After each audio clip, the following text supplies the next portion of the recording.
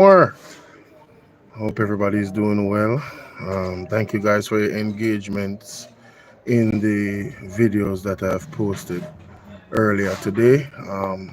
Continue to like, share, and subscribe to the content. We have a couple things to discuss today. I am going to be going as fast as I can because at 6 o'clock there is a parish meeting. There's a parish meeting at 6 o'clock at St. Thomas. So I'll be covering that after this live stream. So I have a lot to cover within that space of time until the next live stream. Depending on how the numbers are, I might just let this live stream flow all the way through, or I might just cut to the other live stream, depending on the numbers. If it makes sense, then we'll just go over to the other, go over to my computer, and then follow through with the rest. But ladies and gentlemen, the lawyers of KD Knight came out. Ladies and gentlemen, the lawyers of KD Knight came out and they sent out a statement. All right, and I am going to read the document for you. August 13th, right? 2025. That was yesterday. I didn't even know. This says the Dr. Honorable Christopher Tufton, Minister of Health and Wellness, Ministry of Health and Wellness, 1016 Grenada Way, Kingston 5. Oh, so them sent to his office. Dear Doctor, the Honorable Christopher Tufton, defamation of the Honorable Keith Desmond Knight. I didn't even know his original name. I only know KD for short. Keith Desmond Knight, OG, KC of Sunday, August 10th, and Tuesday, August 12th. Kindly be advised. Let me see. Kindly be advised. Kindly be advised that we represent the Honorable Keith Desmond Knight, OJ. It is our instruction that on Sunday, August 10th, an audio recorded that has been purported to be of Wagwan Philip, of our client speaking disparagingly of the leader of the People's National Party was played before a large audience at a public meeting held by the Jamaica Labour Party in Halfway Tree, St. Andrew, and broadcasted live across several media platforms. The recording gave the impression that our client uttered the following words. Idiot. You have to face reality. You have to face reality that Mark Golding must never become Prime Minister of Jamaica. These realities must be faced. These are realities. Mark Golding must never become Prime Minister of Jamaica. Your conscious decision to play the above recording can only be rightfully described as defamatory. We are further instructed that on August 12th, while you were a guest on Behind the Headlines on Radio Jamaica, you heard the unedited original audio recording played by the host, Deon Jackson Miller. After this recording was played, the host asked you, but do you not see the difference between, let me go to the next page. Do you not see the difference between the two recordings? And you continue to double down on your defamatory conduct by explaining the audio as no. What I'm saying is that Mark Golding, articulated by KD Knight, is a concern by KD Knight that he cannot be trusted to lead. This is despite the obvious fact that the unedited original recording clearly, right? Was clearly different from the audio recording that you caused to be played at the said public gathering. We wish to bring to our attention the fact that the recording you caused you cause to be played is a manipulated fabrication and is a clear attempt to maliciously attack the reputation of our client and that of the leader of the People's National Party, Mr. Mark Golding. Furthermore, your defamatory conduct has caused great harm to our client's reputation. We reiterate and emphasize that the unedited original voice message sent by our client articulated by the following: idiot, you have to face reality. That the major part that was the major part of the loss in 2020. So we have to remedy that. There are still some people today saying that Mark Golding must never become Prime Minister of Jamaica. These realities must be faced. I can send you a thing that a video which is top inter which is a top intervention thing where people the host I say Mark Golding no love Jamaica and Mark Golding no love Jamaicans and all of them kind of things. These are realities. These are realities and they cause disunity. There has to be an effort to get rid of this disunity. So continuing, it says that it says that the responsibility must be taken for the resulting defamation of our client. We now demand that you publicly retract the attribution of the manipulated audio recording to our client. We also request that the terms of your retraction and apology be agreed between your attorneys and our law firm, and that some should be sent to all media houses and must be published on all social media pages of the Jamaica Labour Party. Note that your retraction and apology may operate to mitigate the damage caused to our client. However, this will not waive our right to pursue legal recourse. Mighty God. Nevertheless, we are prepared to negotiate a settlement. Hey, money, between your legal representatives and our law firm. We expect that the apology and retraction demanded will be agreed on or before Friday, August 15, tomorrow, right? 2025 at 11 a.m. Yours respectfully, Knight Junior Samuels. People, the ball game gets serious. You know, like up a live. Like up the live. KD Night Lawyer, they not play no game with Christopher Tufton. You understand what I deal with? And if to be quite frank with you, I don't know what he was thinking when he went on to what's your name? Deion Jackson Miller program. Deion Jackson Miller played the original version and the man still was trying to hold the same position. All they have to do is say, yo, you know, to be quite honest with you, I never heard the original version and I take back what I said. But in fine fashion, being wrong and strong. And I am not no lawyer, but this is one of the most clear-cut defamation case me ever seen in my life. Like this supposed to done before election. That case, supposed to finish before election. It don't take that long. The original audio is there. It's documented. It can be proven. I mean, Tufton go as far as to try to suggest or ask, say which one of them is really the original audio. You know, you can know the original audio. More than likely, it is the longer audio.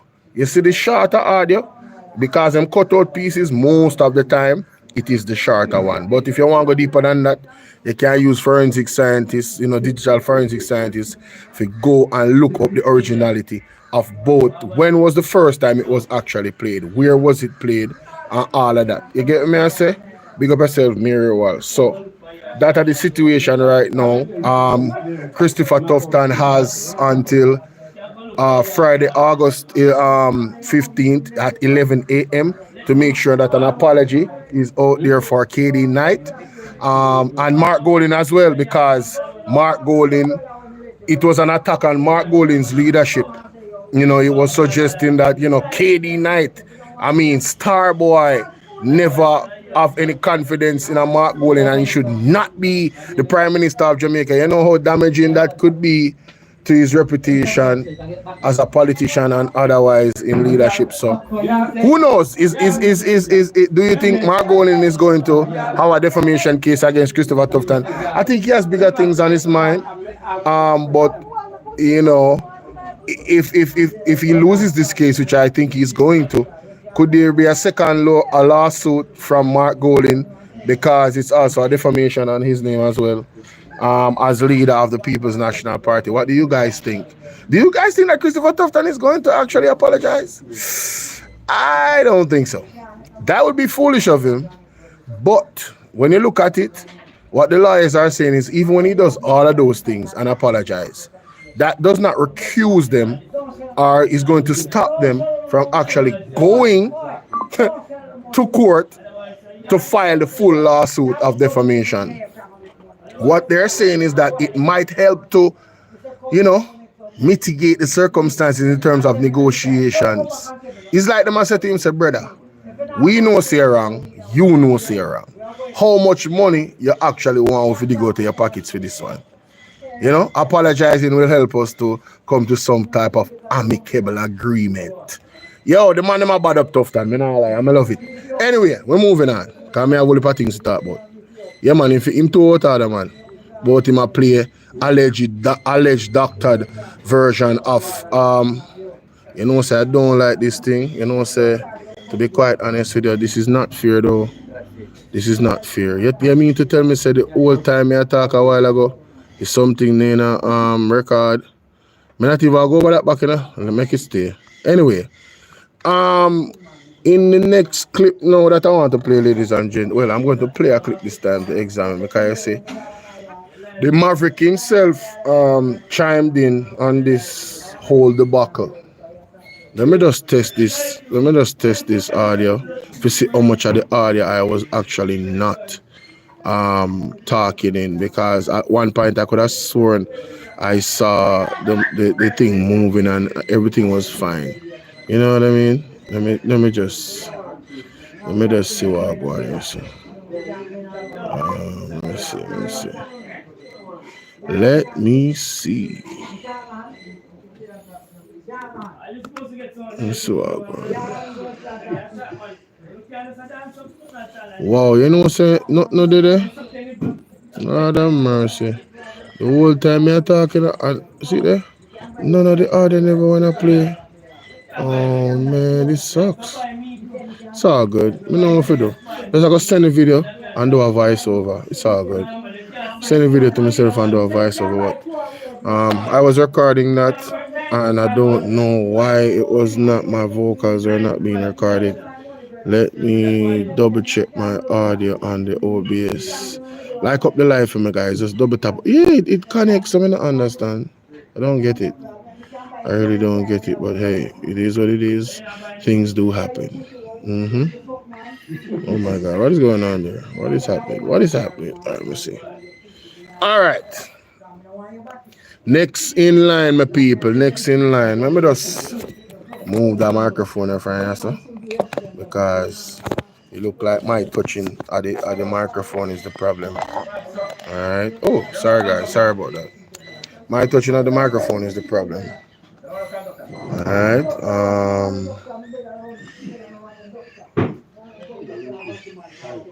well, name Oral Tracy. Let me just go back to the point of Christopher Tufton, because Oral Tracy chimed in on that. Let's hear what he had to say. Let me just play this. What kind of money? How can I get them when they're really entertained? Something alright? Something is not right. Anyway, here we go. Yes! Alright, the Maverick.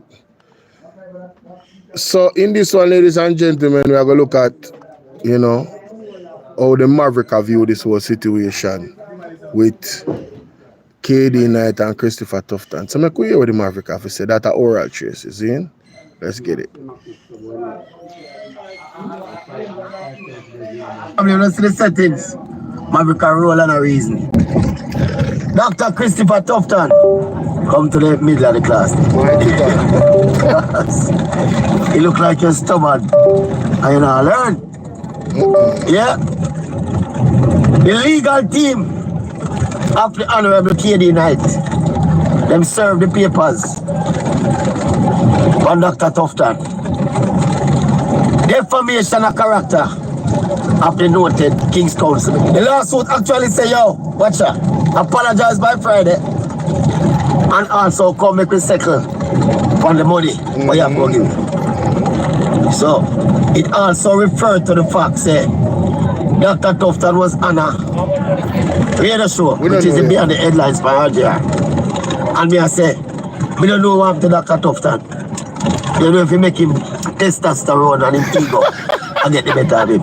Yeah. And I hear the interview from me on the headline, you know. I couldn't believe it. Yeah. I couldn't believe I'm an erudite, bright schoolmate after the man.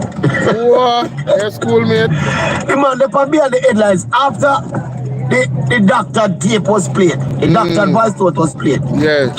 Followed by the original voice note. Right. And it was obvious to all and sundry that the voice note did splice and basically give a complete opposite impression of what was being said originally to what the voice note with Dr. Tufton played. Right. When Dean Jackson asked Dr. Tufton if you know see the difference, him start waffle and talk one bag of nonsense, the shame, the cringe, we have to hold on my head.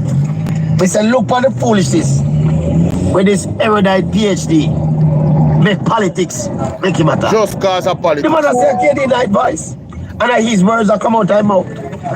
And even if the tape was doctored, it's not him doctored. He has said Dr. Tufton, he don't know about libelous and defamation. Eh? Why never get him Maverick a call? The fact you know you doctor the tape, you know. That no significant. You can't defame the man, you know. Yeah. Remember say you facilitated directly the broadcast of the defamatory information, you know, members. You call the man named Brawling. Yes. Who do you hear this up there? Who do you hear that? I don't know everybody. Alright, say everybody don't hear them. We're going to play them food. Listen to the two of them, back to back. Listen to the first one, and then we're going to play the second one, and then we're going to play the original. We cannot trust them or their leader and that party to take this country forward. We are at a delicate stage. And guess what? Not trouble, I know me say you can't trust them to run Jamaica. And them say so. Yes. Idiot. You have to face reality. Listen. You have to face reality. Yes.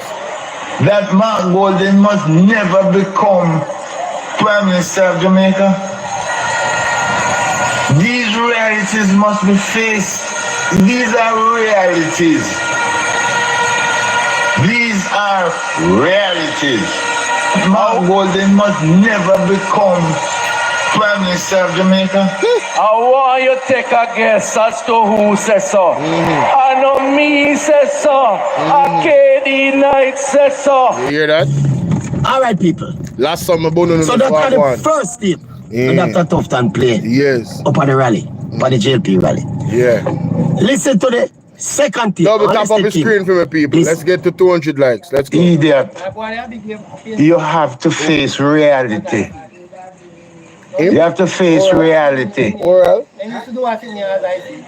That was a major part of the loss in 2020. So we have to remedy that. There are still some people today saying that Mark Golden must never become Prime Minister of Jamaica. These realities must be faced. I can send you a thing that a video which is a top. Thank you guys for the likes. Thank you guys for the likes. Thing. Where people hit the like button, the host say Mark Golden don't love Jamaica and Mark Golden don't love Jamaicans and all them kind of things. These are realities. These are realities, and they cause disunity. Yes. And we have to remedy that. There has to be a remedy. An share up the life. Share up the life, guys. Share up the life. Share up the life. Get rid of the disunity. Celine, what go on, my baby? We can detect that. We know the people with green shirt, cock up them ears, you know. Now go hear the difference. But to the objective people, them listen. On the ear, how it doctor neatly, it cut neat, you know. I don't lie to them, he's an editor, you know. Me edit, you know, so I know how editing go. But it cut really clean, you know. All right. So, my check. Come on, man. Yeah, all right, here we go. So, on the ear, it clear difference between the tape them. One of them, the man I say, watch now. And these people are saying, and we have to remedy the situation. The other one, get the impression say, Mark Golding should not be the Prime Minister.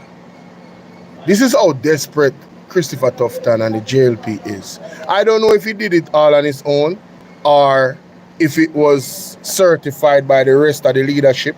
But him one of the big man, I don't think he need anybody apart from Andrew Holness. I don't think he need anybody. Wagwan Powell. I don't think he need anybody to tell him, say, yo, yeah man, you can do that or you can't do that. Him one of the top 5 members of the Jamaica Labour Party based off a position and everything. Zine, and this teach me a lot, you know. You understand? I'm want to thank Mr. Tufton for, doing this. Because we have learned some more things about the legalities. I'm here, Dre Bryan, this man, and I talk about it. You understand? I say, a real thing. It's good if you understand the laws them when it comes to defamation and them type of thing. Because you don't really want, well, I know I don't want to defame anybody. That I mean personally. It's like you telling a lie upon a person. And you know, say, yo, no go so. And I like say you frame it like, well, I hear this tape and I don't sure. You understand? Let me put this disclaimer out there. I am not sure of the authenticity of this tape. I am not sure if this tape was doctored. But in this tape, it appears that KD Knight is saying such and such and such. And I invite KD Knight to come and clarify whether or not I saw this go. You see if him did do that? My mother, what you say? Bolo, Tufton and Craven in a talk. And not Craven in a talk. Them Becks. Okay, well, I guess him do it on him own then, right? I guess Christopher Tufton jumped out the window in a major a desperate attempt to tear down Mark Golding's position as the leader of the People's National Party. And I'm saying to myself, for a government that says that they have all these achievements, why do they seem to succumb to these cheap tricks? If you are you are the ish. You are the best thing that happened to Jamaica. We are living in prosperity. The roads are the best. Everybody have water. The hospital them are the best. Everything is the best. When you spend the most money, crime will go down. Everything. Everybody mental health good. There's everything just great.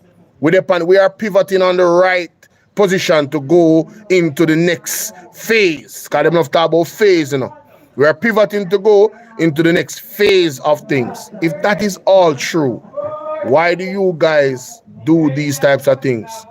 Why you feel it necessary?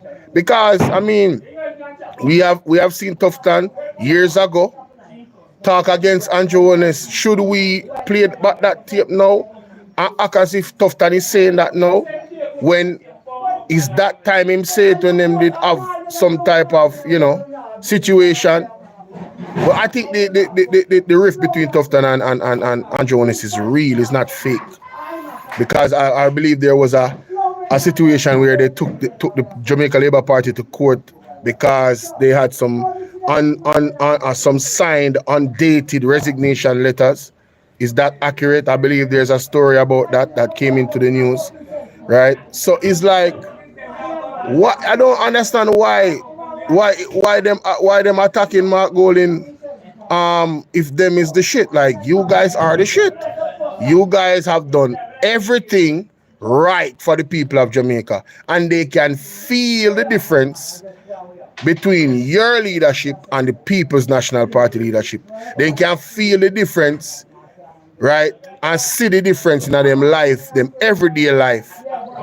Them can feel the prosperity. They can feel the growth of the economy. They can feel the growth of the country. And if that is all true, why these cheap tricks in putting out fake voice notes to try and mislead the people of Jamaica? Why? That is my ultimate question. Why? Why y'all doing that? Well, let's continue. No, if KD Knight never have the original voice note for playback, yes, people that convinced it and the genuine tape was played at the rally. You know? True. But me I say, True. Dr. Tufton look like him have a couple extra $1 million way. Yeah, he does one dash way. Yeah, man. He look like him. Yeah, man, he does one dash way. He have a couple extra $1 million way. Yeah, man. Well, and a couple. A few. I mean, no KD are going to go hard. You see it? He look like him have a piece of food, man.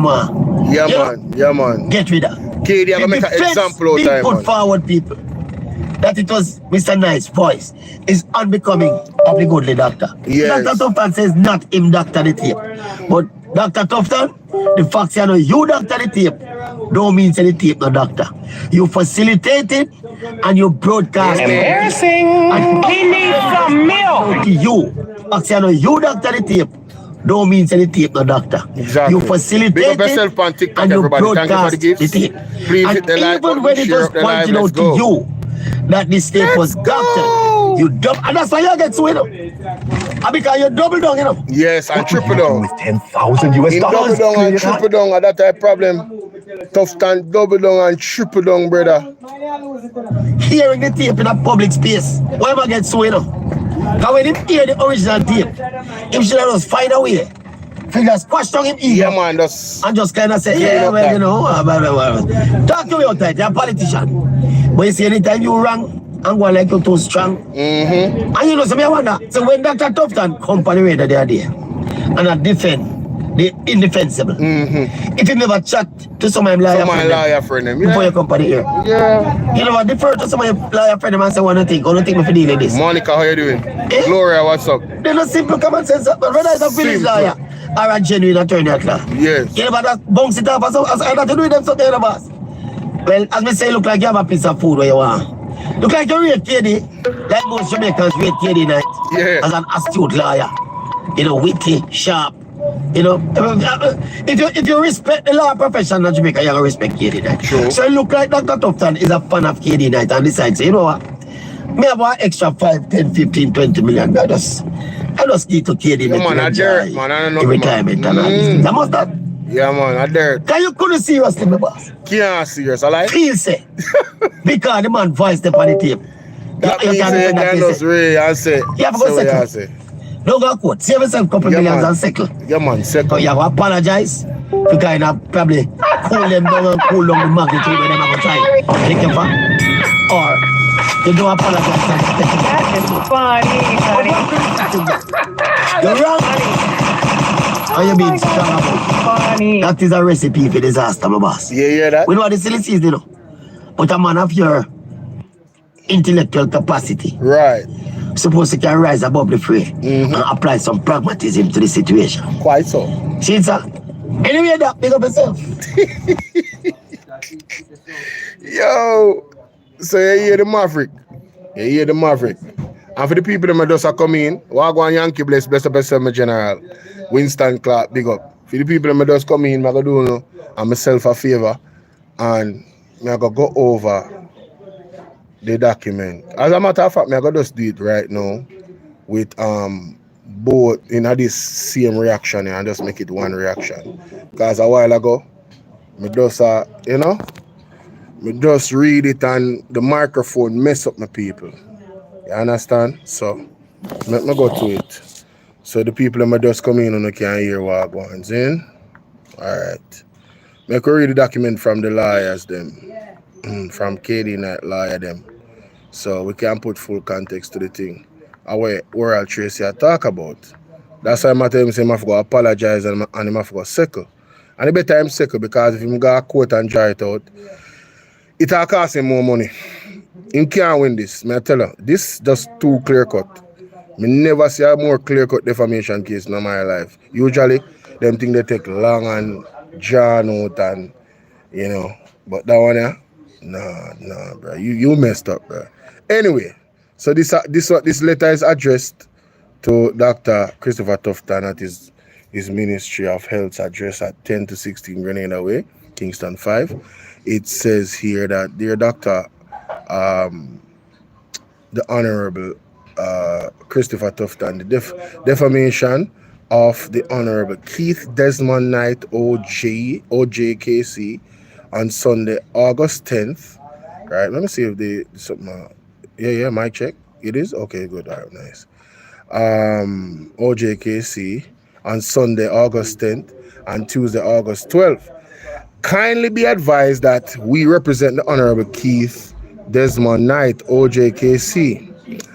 It is our instruction that on Sunday, August 10th, an audio recording that has been purported to be our client speaking disparagingly of the leader of the People's National Party was played before a large audience at a public meeting held by the Jamaica Labour Party in Halfway Tree, St. Andrew, and broadcasted live across several media platforms. The recording gave the impression that our client uttered the following words: "Idiot, you have to face reality. You have to face reality that Mark Golding must never be Prime Minister of Jamaica. These realities must be faced. These are realities. These are realities. Mark Golding must never become Prime Minister of Jamaica. Your conscious decision to play the above recording can only be rightfully described as defamatory." Right? It says here that we are further instructed that on August 12th, while you were a guest on Beyond the Headlines on Radio Jamaica, you heard the unedited original audio recording played by the host, Dion Jackson Miller. After this recording was played, the host asked you, but do you not see the difference between the two recordings? And you continue to double down, right, on your defamatory conduct by explaining the audio. Sorry. As no. What I'm saying is this: Mark Golding articulated by KD Knight is a concern by KD Knight that he cannot be trusted to lead. People, I am reading exactly how it is put on record. It is he was actually stuttering. He was actually stuttering. You understand? He was baffling with his words. He goes on to say, this is despite the obvious fact that the unedited original audio recording was clearly different from the audio recording that you caused to be played at the said public gathering. We wish to bring your attention the fact that the recording you caused to be played is a manipulated fabrication, right? And is clearly an attempt to maliciously attack the reputation of our client and that of the leadership of the People's National Party, Mr. Mark Golding. Furthermore, your defamatory conduct caused great harm to our client's reputation. We reiterate and emphasize that the unedited original voice message sent by our client articulated the following: "Idiot, you have to face reality. That was a major part of the loss in 2020. So we have to remedy that." There are still, some people today saying that Mark Golding must never become Prime Minister of Jamaica. So you see the difference. There are some people still today saying that Mark Golding must never become Prime Minister. Not KD Knight saying that he must not, That is the difference between the two audios, the big difference. It goes on to say that these realities must be faced. I can send you a video, which is a top intervention thing, where people the host, I say Mark Golding no love Jamaica and Mark Golding no love Jamaicans and all them kind of things. These are realities, and they cause disunity. there has to be an effort to get rid of the disunity. So that was KD Knight, right? The letter, that was his exact quote based off what he said versus what the thing said in writing. Um, Responsibility must be taken for the resulting defamation of our client. We now demand that you publicly retract the attribution of the manipulated audio to our client. We also request that the terms of your retraction and apology be agreed between your attorneys and our law firm, and that same should be sent to all media houses. All media houses, you know, and must be published on all social media pages. All social media pages of the Jamaica Labour Party. Damn! It says here, note that your retraction and apology may operate to mitigate the damage. Mitigate means to lighten the damage, ladies and gentlemen, right? Caused to our clients. However, this will not waive our right to pursue legal recourse. That means that no must. That you apologize don't mean so we're not gonna sue you, you know. If you take some money off of, you know, based off of damage you done there, you know. Hey, it out there already. Some people are gonna believe. When you apologize, some people still gonna believe. So, yeah, you caused me damage. I need some moolah, baby. I saw defamation going on. Anyway, it says here that nevertheless, we are prepared to negotiate a settlement between your legal representatives and our law firm. We expect that the apology and retraction demanded will be agreed on or before Friday, August 15. So this was yesterday. Sent to Christopher Tufton, August 15, 11 a.m. So yours respectfully, Knight Junior Samuel. So Christopher Tufton, him lawyer them, supposed to meet with or talk to KD Knight's representative today and have some agreement about all of this. And then apology and then next step. But will he apologize? Will he apologize? I don't know. I don't know if he'll apologize, ladies and gentlemen, you know. But this is a situation that he is faced with. And I'm here for it, man. Time come for people get be at the highest level be held accountable. You understand? There must be an example for everybody else. It cannot be that everybody else. It can't be that the scammer them with their road I get locked up, right? For scamming and a thief people money. And scammers there in our parliament and them now get locked up. And if it was somebody in their position with the same situation and can't explain their wealth, you know how it would go. It cannot be. Ronnie, so you doing? Good to see you.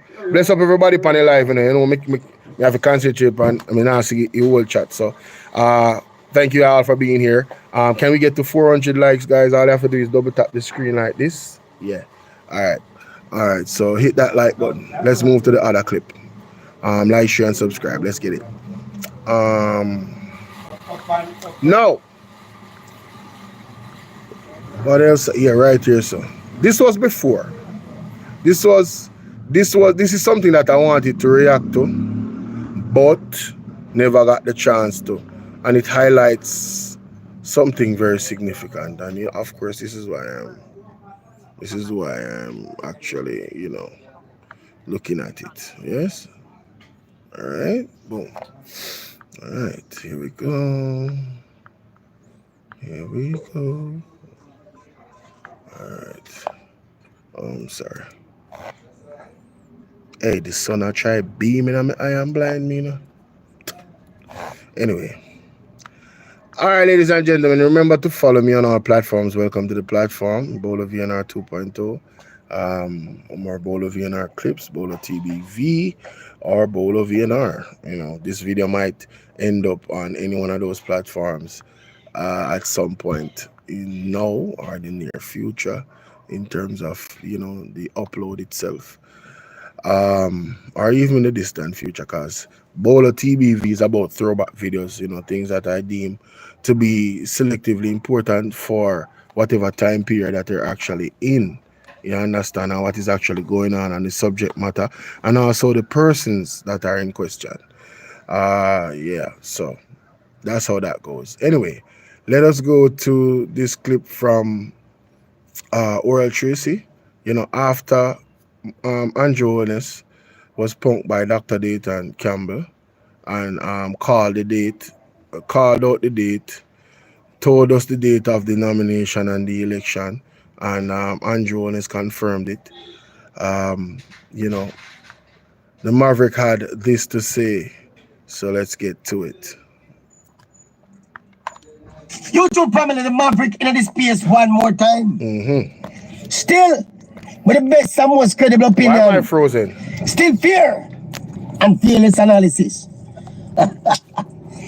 Impressive mass rally in an Apple Tree Square last night, all courtesy of the ruling Jamaica Labour Party. And the date drop. Election day, September 3rd. And the first election date, we see people are waiting for so anxiously. And yet still it coming like everybody did know the date already. Including all the opposition. Yeah. Opposition are called for the date.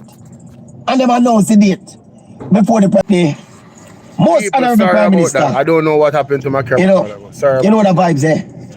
The popularity thing there. A whole frenzy there. Yeah, rile up the base there and, culminating in the election date.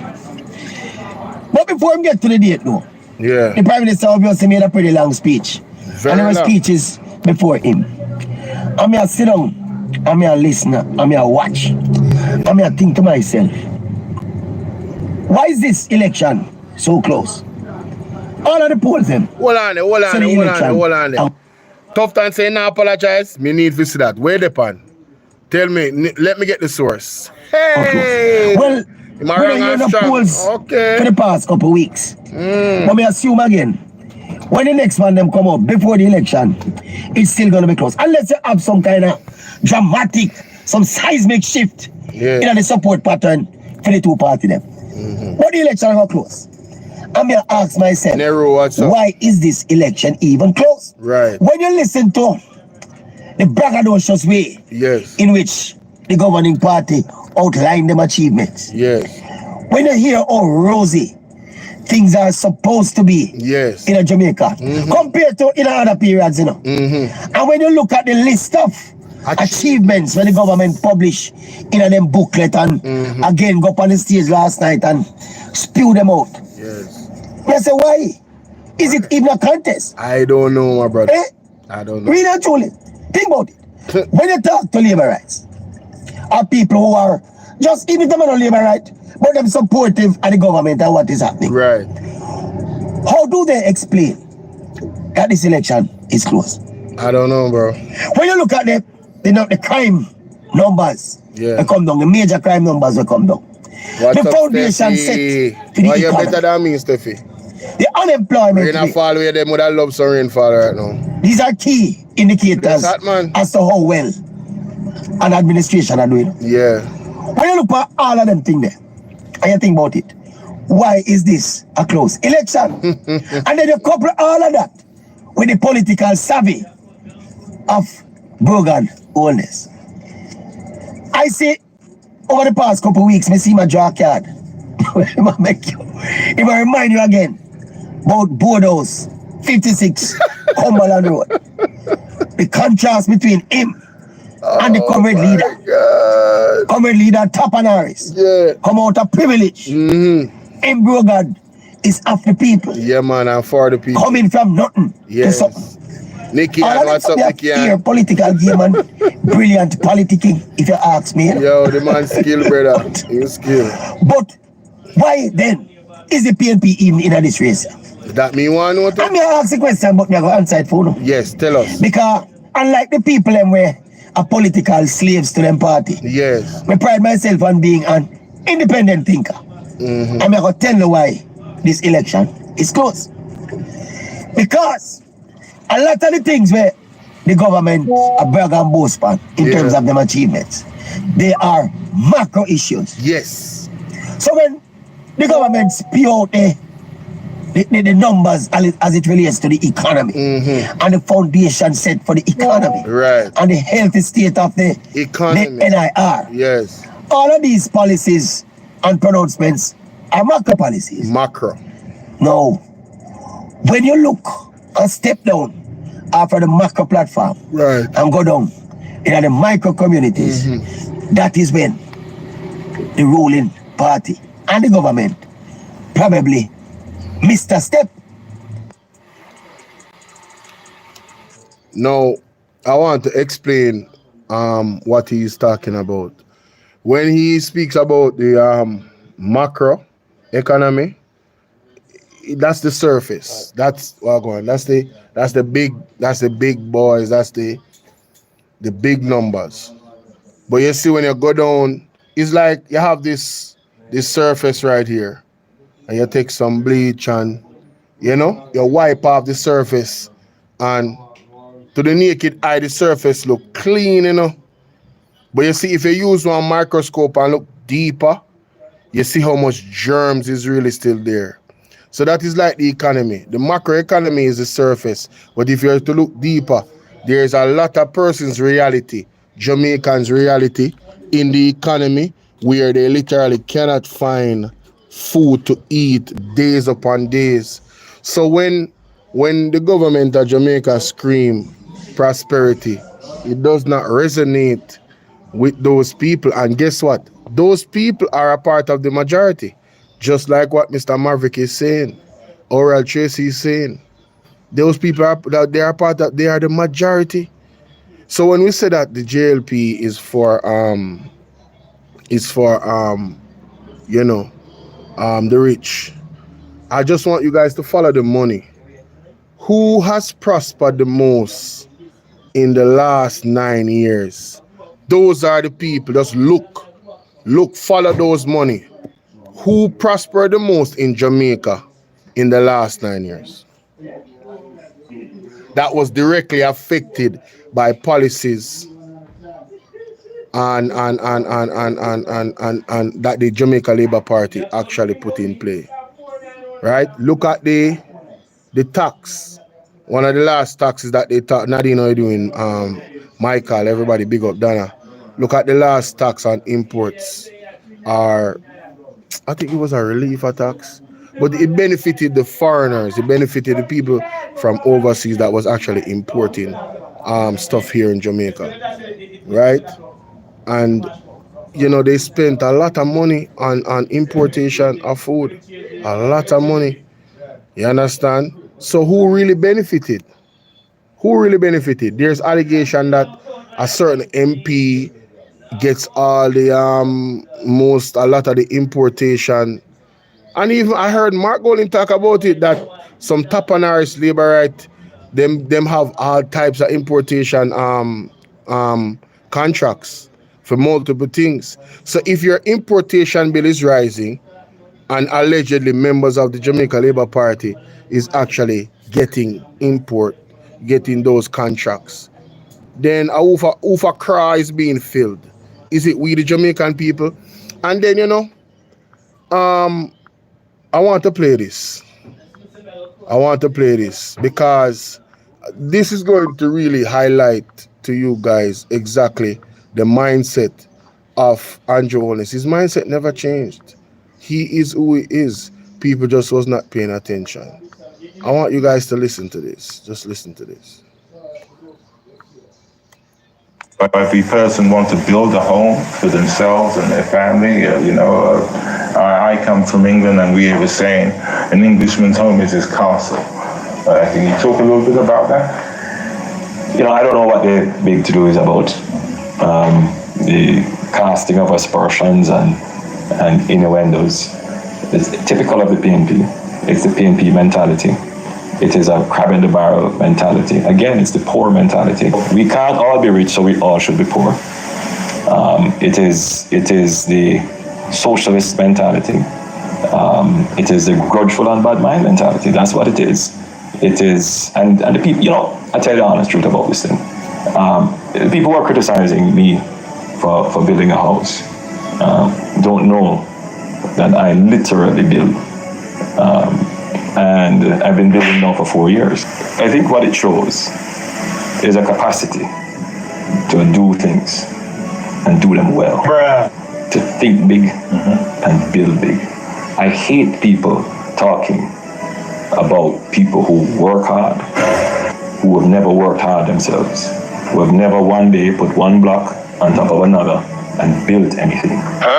Right? Yeah, you can love everybody, but at the end of the day, you can't eat love, right? And you can't live in it. People have to be able to execute, build, construct, create, be industrious. These are also important values. And what I find is that we run around saying, oh, we love, we love, we love.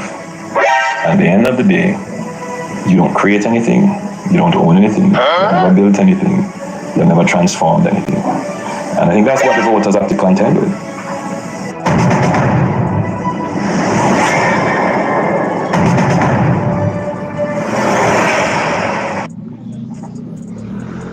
Every person wants to build a home for themselves and their family. I come from England, and we were saying an Englishman's home is his castle. Can you talk a little bit about that? I don't know what the big to-do is about. The casting of aspersions and innuendos. It's typical of the PNP. It's the PNP mentality.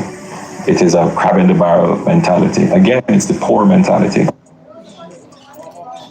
No, you see, this was a response to, I believe, Mr. Phillips that was questioning his house. But look at the Integrity Commission report now. Is it a crab in a barrel mentality, or is it a justified questioning as to, bro, how did you earn what you have? How did you gain this wealth?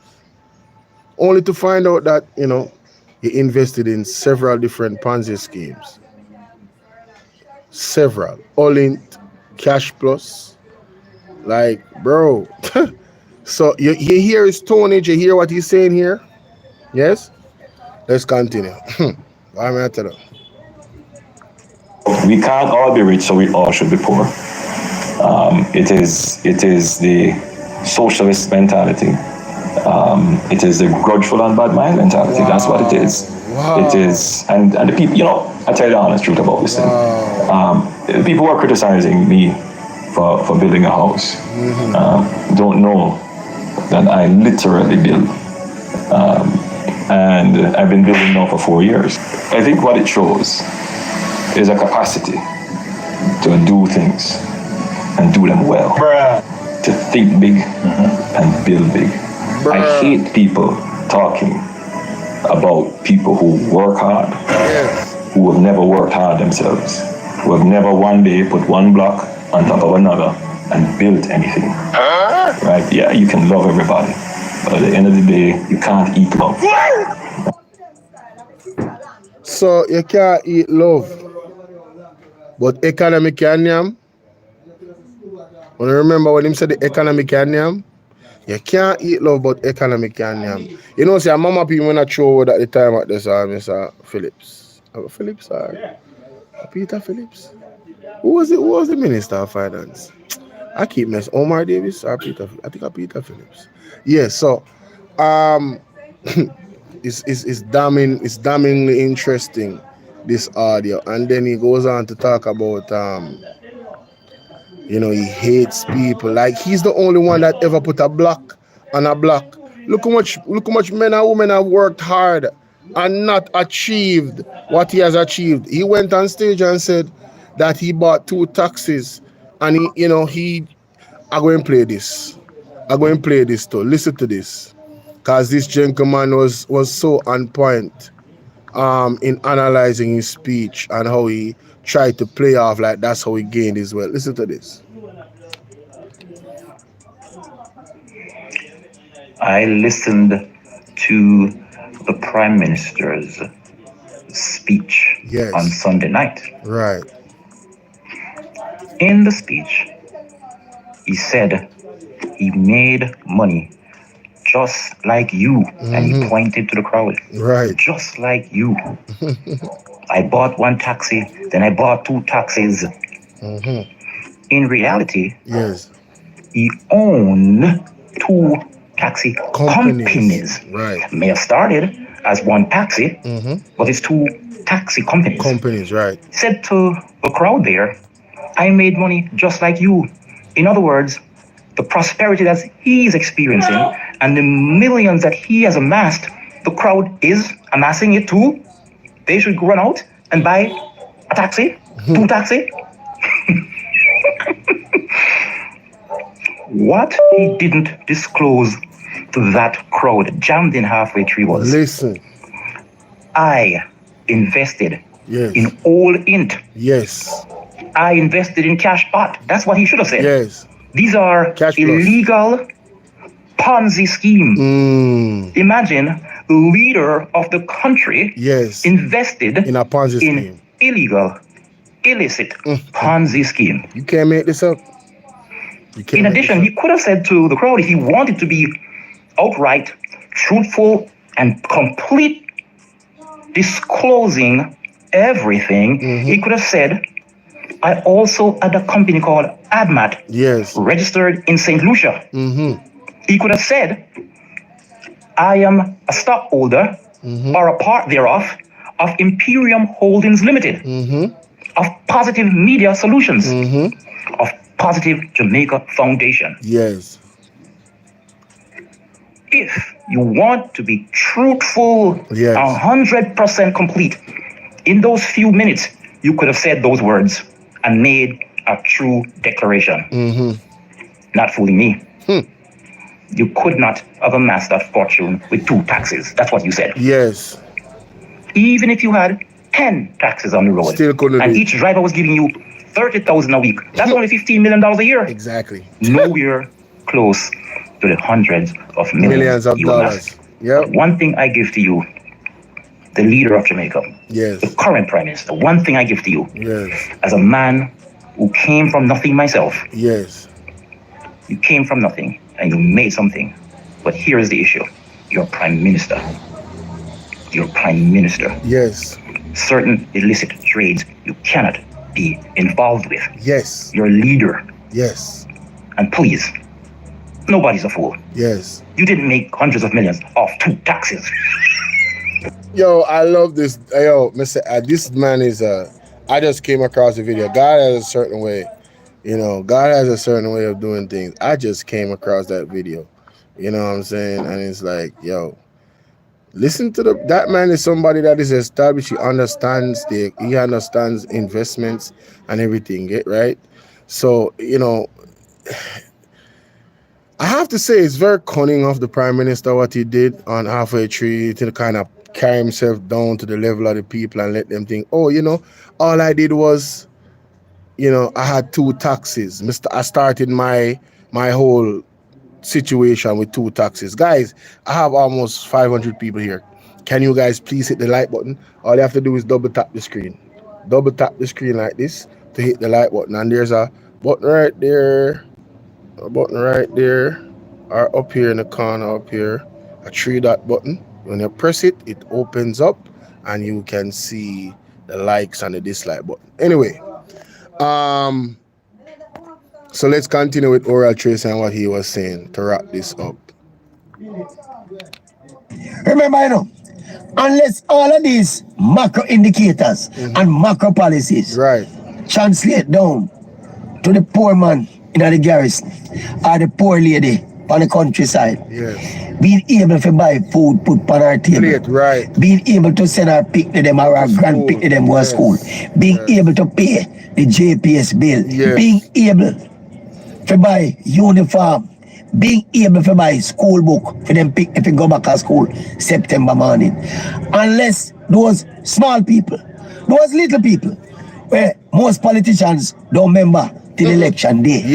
Unless those people tap up the screen. Thank you guys. Keep tapping. A tangible difference in a freedom life. Keep tapping, guys. Then what you will have is a close election. And remember, say poor people are going always in the majority.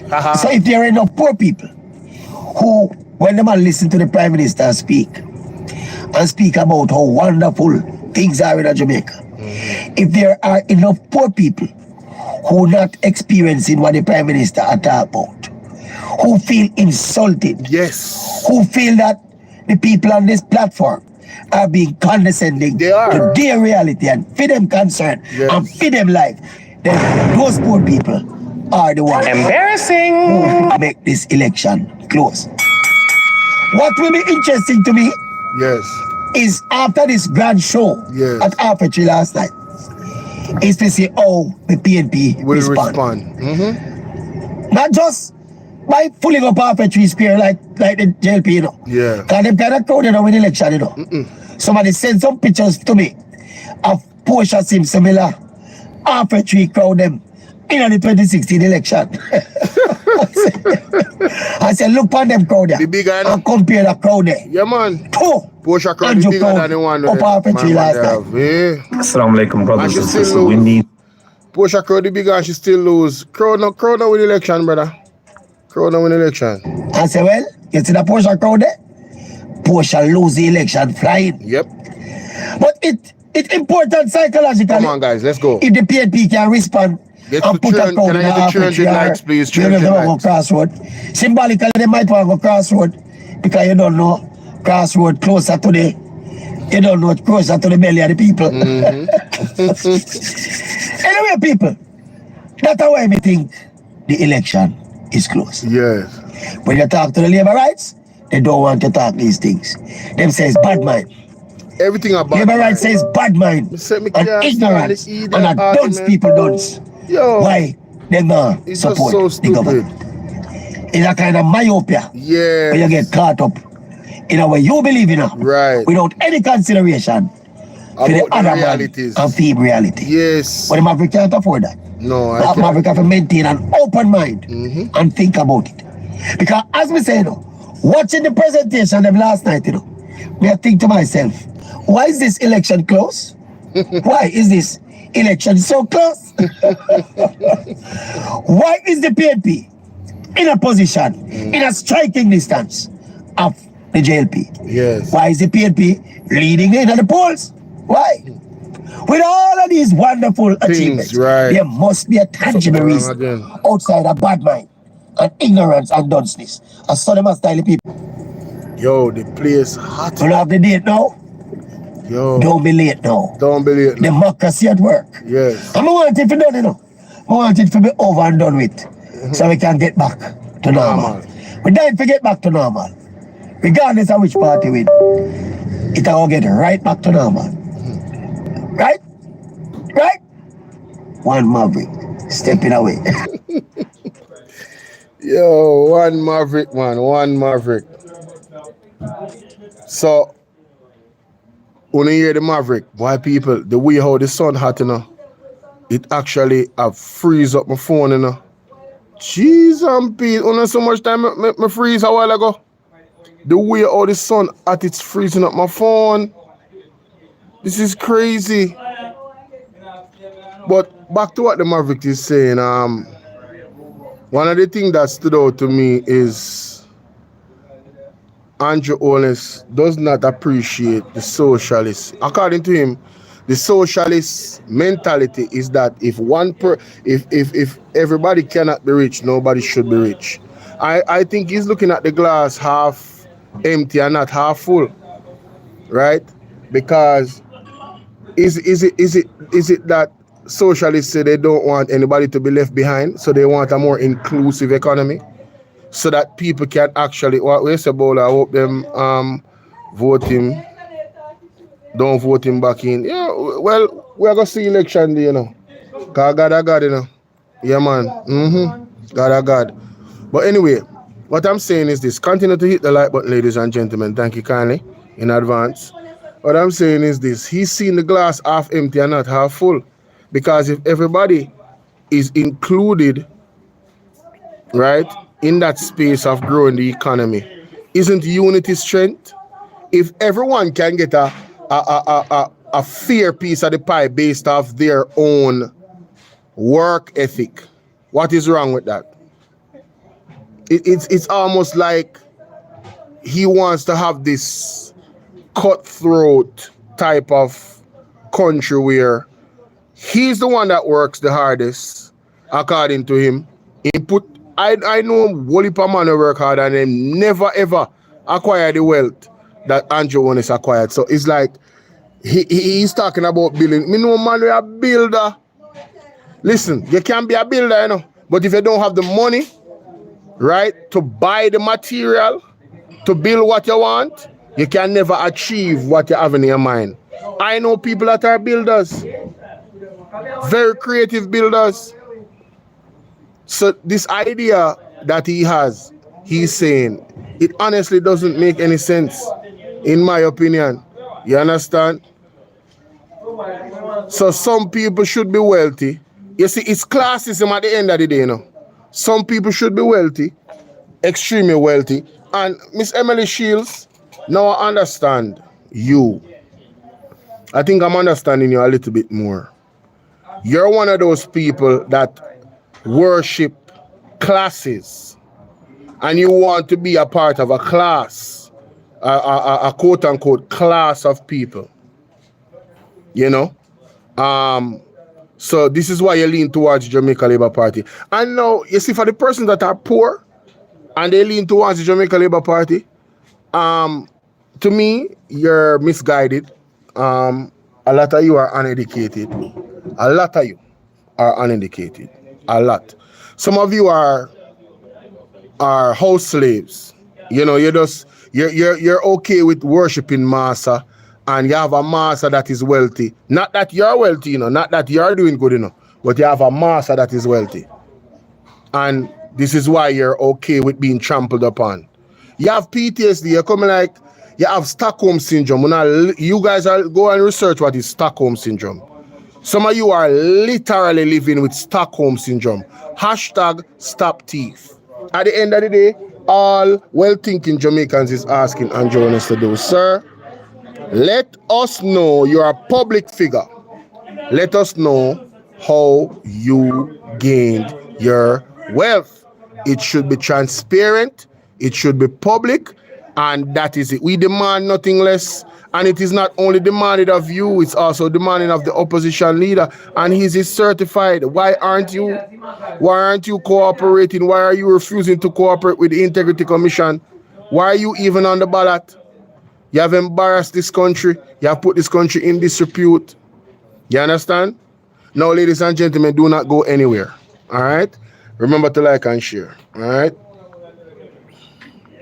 Given that I have you guys undivided attention on here, what I'm going to do is I am going to continue the live stream into the 6 p.m. show. All right? And one of the things that I'm going to do is this, ladies and gentlemen.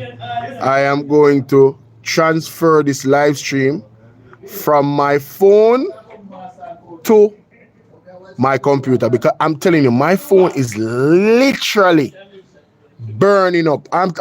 Yo, the sun I deal with the phone are way big. The phone now survive this.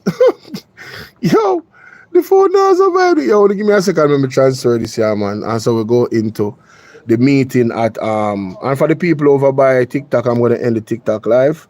You can come over to YouTube here, Bolo VNR 2.0. Have yourselves a wonderful evening. Thanks for joining in.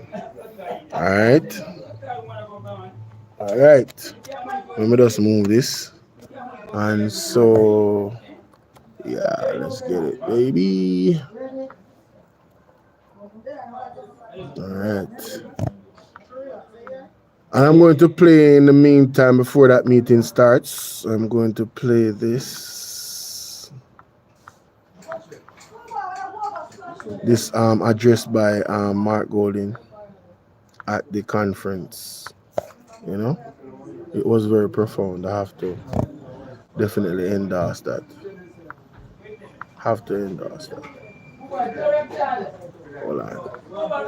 Hold on just a second. All right, big up Pastor Chambers. Blessed morning, Pastor Chambers. Blessed morning.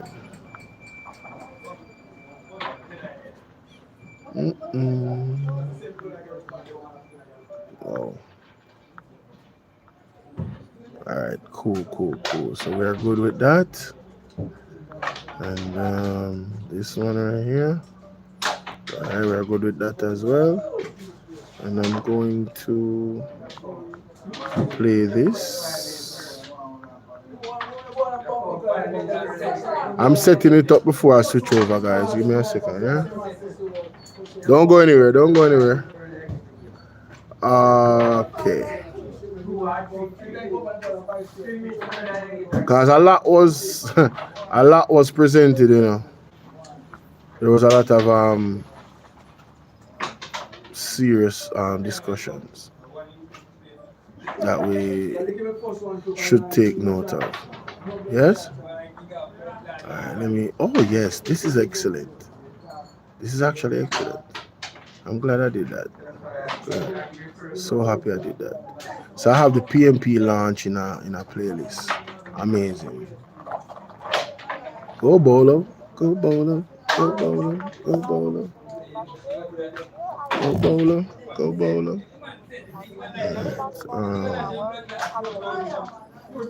I'm gonna switch over now, guys, to the computer. So you're not gonna see my face. You're not gonna see my face. Switch over. Alright. You're not gonna see my face.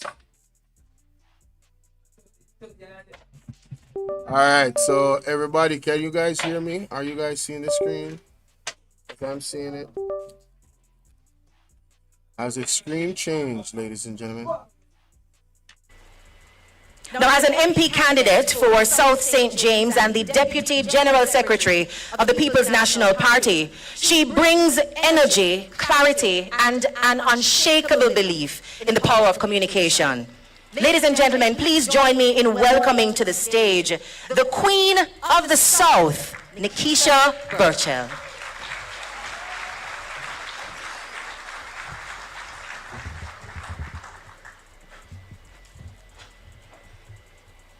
Good evening.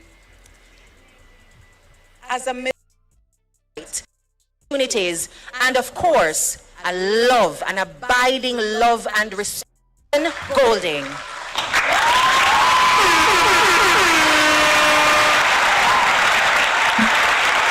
Hey, can you guys hear me? Is everyone hearing me that is here right now? Has the visual changed? Are we live? Talk to me, guys. Talk to me. I need your feedback. Is everything good? How is the sound? Is it too loud? Please let me know. Let me know. Are we good, guys? The officers of the party, ladies and gentlemen, comrades and friends, I just want to acknowledge the officers of the party who are here. I want to acknowledge the officers of the party who are here, all our candidates, members of the diplomatic corps who are here, well-wishers. It's really an important evening. Jamaica stands at a decisive moment in our journey of nationhood. The People's National Party is ready for the mission ahead, and I'm honored to be entrusted with the historic task of leadership. I respectfully seek your support. Can everybody hear me? Can everybody hear the live? Can see the live? By working hard and honestly for you every single day. While the macroeconomic numbers have improved steadily since 2013, due to bipartisan commitment to a sustained program of fiscal reforms, the daily reality faced by our people is very different. Wages cannot stretch, prices rise daily, public services are substandard, young people have too few opportunities, and communities across our country are trapped in poverty, crime, and neglect. Stability in the public finances without quality of life for the people is not prosperity. and is why the people of Jamaica are clamoring for change.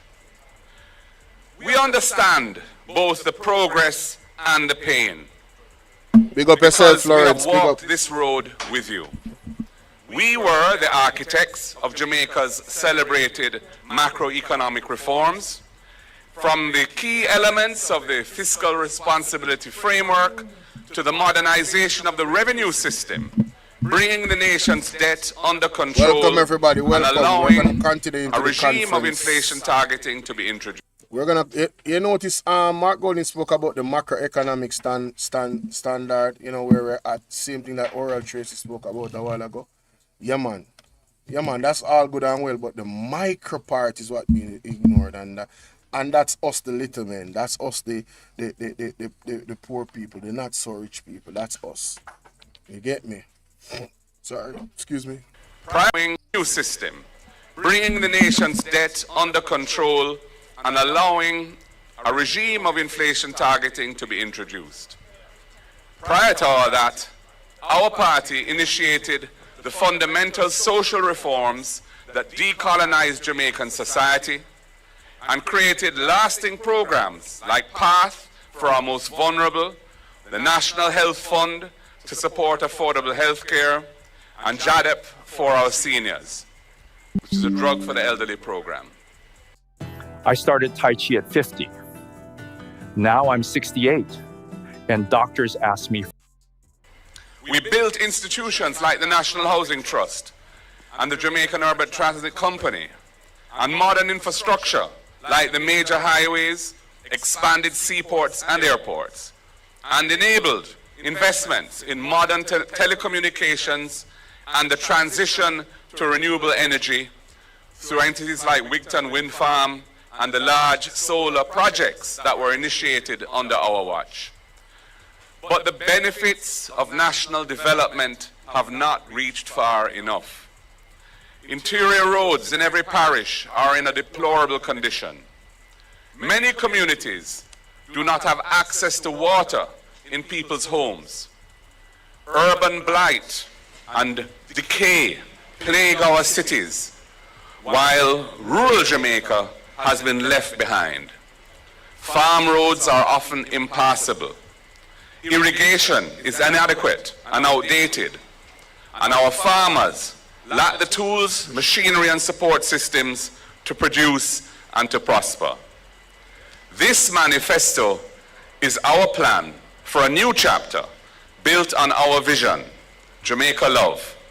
It stands on 10 pillars: justice for all, access to quality education, modern infrastructure, agriculture and food security, innovation and industry, care for the vulnerable, accountability in governance, land and housing, opportunity for youth, violence prevention, and environmental resilience. These pillars are a compass. They will guide us to invest. No, I think I need to play that back. Yeah, we need to play that back. Say that again, sir. That was well thought out. Wait a minute. Say that again. Built on our vision, Jamaica Love. It stands on 10 pillars: justice for all, access to quality education, modern infrastructure, agriculture and food security, innovation and industry, care for the vulnerable, accountability in governance, land and housing, opportunity for youth, violence prevention, and environmental resilience. These pillars are a compass.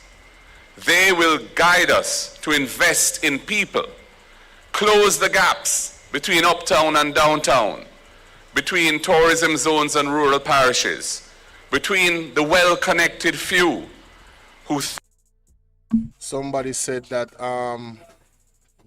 Magalian said that, Bolo, first token you heard those words was from the UIC say I'm lying. I'm not saying that you're lying. I mean, no, me not talking about it. Either way, if it's adopted by the UIC is not in the position to implement it because the people of Jamaica are not receiving the UIC. So if the People's National Party, in their infinite wisdom, sees that that is something that is good and tangible for the people of Jamaica, and they're going to use that, right? They're going to use that and tweak it or whatever. I'm not saying that what you're saying is that you are lying. What I'm doing is I am entertaining that it's true. I'm not certain, but I'm not gonna say that it's a lie. You get what I'm saying? So yeah, if they see it and yeah man, that's a good thing, right? And they incorporate it, hey, because it's a lot of things that I think the UIC might have most likely started the conversation around, like constitutional reform, and their reform is in a different way. I've looked at the manifesto for them, so yeah man. So yeah. I am not against the UIC. I'm far from that. I recognize that the Jamaican people are just not ready for that type of radical change. They have to be a little bit more educated first before they can understand like what kind of Jamaica we actually want. What should we be demanding from our leaders? You know what I mean? Yes, so thank you for that comment. You gave me an opportunity to say that. Let's continue. Thrive while the majority feel neglected and dejected. We will protect economic stability and leverage it into inclusive and sustainable growth, creating a new era of opportunities for those who are now excluded from prosperity, while tackling corruption and the abuse of power in governance. Jamaica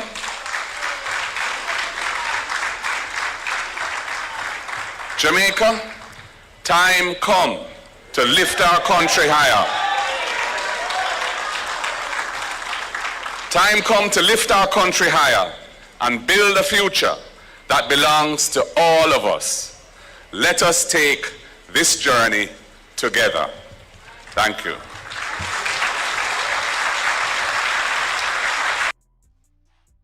So that was Mark Jefferson Golden. I believe Miss Senator Donna Scott Martley came up next. Let me go to that because I wanted to highlight that as well.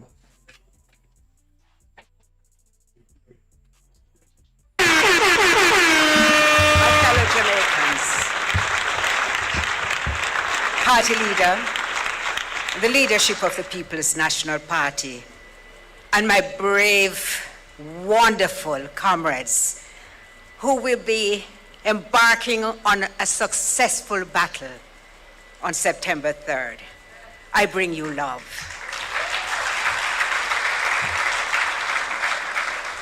To my comrades and my friends, this mission on which we have embarked is wrapped in love, framed with good thoughts, always concerned about the well-being of the Jamaican person. And that is why our manifesto speaks to justice for all. Because justice demands more than laws. It requires an environment that upholds the dignity of all who serve and all who seek justice. We are committed to upgrading and expanding the physical infrastructure of courts across Jamaica to ensure that judges have a secure and functional chambers, that court staff must work in conditions where they are comfortable so that they can actually deliver to the people, and litigants, the most important persons in this context, especially, you will forgive me, rural, because I come from country, in rural and underserved communities will feel that they have been taken into consideration. They deserve facilities that reflect the seriousness of the matters to be considered. As you can appreciate, at the very top of our agenda will be constitutional reform for sovereignty and for justice. Because if you love your people, you must give them a place where they feel appreciated and valued. And so we will pursue constitutional amendments through a transparent and participatory process that engages shareholders from the ground up. We will be speaking to the church, to trade unions, to civil society, to all actors in this great design crafted in love, and we will roll out a consultation process. Now, this is something that I am very, very interested in, the process of constitutional reform. And as I heard Senator Donna Scott Motley tell us that there's going to be a high level of consultation before, any action, because they want the constitutional reform to be an inclusive one. And I want to ask you guys out there, my Jamaican brothers and sisters that is listening to me, whether you are Liberator or PMP, have you been invited to any consultation in regards to constitutional reform? How many meetings have you heard about where they came? It's like how them come and them a campaign and them a come a people yard late at night or 1 o'clock in the morning here or some place. Them come and they invite you to go listen them plans for constitutional reform, or even ask you, what kind of Jamaica you want to see? You want a Jamaica that's a part of the CCJ court, that's the final court, or you want to continue with the Privy Council?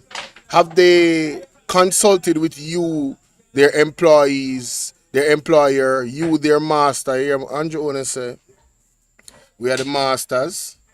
Yes, have they consulted with you, masters? Have they? No? Yes? Okay. That is a problem. So you see, the PMP is taking a different approach, a more grounded approach. Let's keep it a buck. Let's keep it real. Yes, they are definitely having a more grounded approach, ladies and gentlemen. All right. I don't know what. Amazing. So that is actually working. Just wanted to test that. And so whenever the meeting starts at St. Thomas, I'll be notified, and I'm going to continue with Senator Donna Scott Motley, because this is a teachable moment and this is a discussion that we really should be having. We'll be hosting public forums for Jamaicans to debate and recommend constitutional reform, so that when we provide you with a constitution, you will feel that it belongs to you. We will be implementing school and community outreach programs, because that's where it all begins, with our children, as we build a new nation alongside them. Of course, we'll be launching broad public education and awareness campaigns, all aimed primarily at the outset with replacing the British monarch with a Jamaican president. Want to hear that? Chosen. So them really are go for the Jamaican president thing. Now me personally, I'm not too fancy about the Jamaican president vibe. And let me tell you why. I just think that we need to reach a certain standard in terms of the quality of life for our people. But I'm not viciously against it. That's just my humble opinion. I really believe that we really need to just focus on the quality of life of the people in Jamaica, and then we can take on the whole thing of having a president. All right? Yeah, and how much what is going to be the role of this president? You know, that's why you have to have these consultations, you know, because after them have the consultation, I might change my mind. I might just change my mind, ladies and gentlemen, after hearing what will be the role of this individual, right? This president. How is the president going to be elected? What is the president's role? Why have a prime minister and a president? Isn't that more people to actually pay our hard-earned tax dollars? Like, some of my concerns can be easily answered or not. However, if they don't have the conversation with us, how in God's green earth am I going to know? How are we going to know?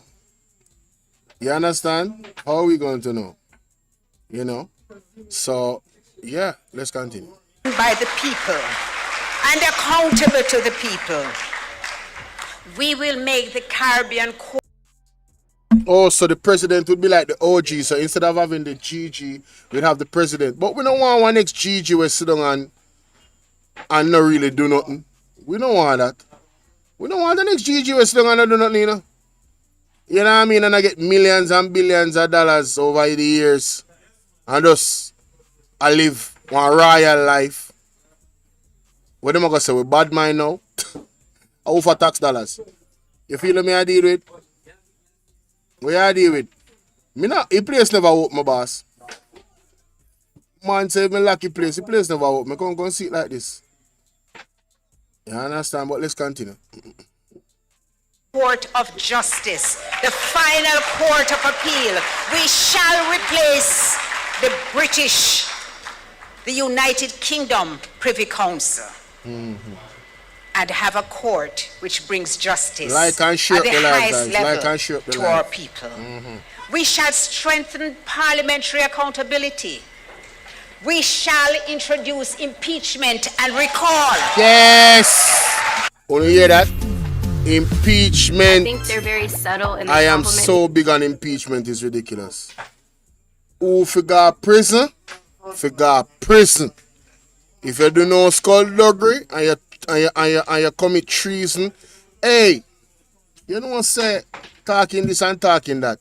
You know, so me I listen to Talk Your Mind at half I press. At half I press play one tape from Talk Your Mind TV. You didn't know say Bobby Montague. How many of you know that Bobby Montague was trying to reintroduce hanging? As a matter of fact, he was so excited about reintroducing hanging. He wanted to have 5 gallows. One at the north, one at the south, one at the east, one at the west, and one in the center.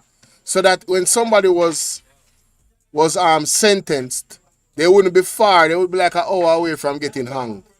So, Bobby, let me ask you something. You have this scandal over the car them. You know if you get hung, the police car them and we not get all now and the money pay and them something there. The siren them and them thing there. You're not supposed to get hung. That are not treason against the people in Jamaica.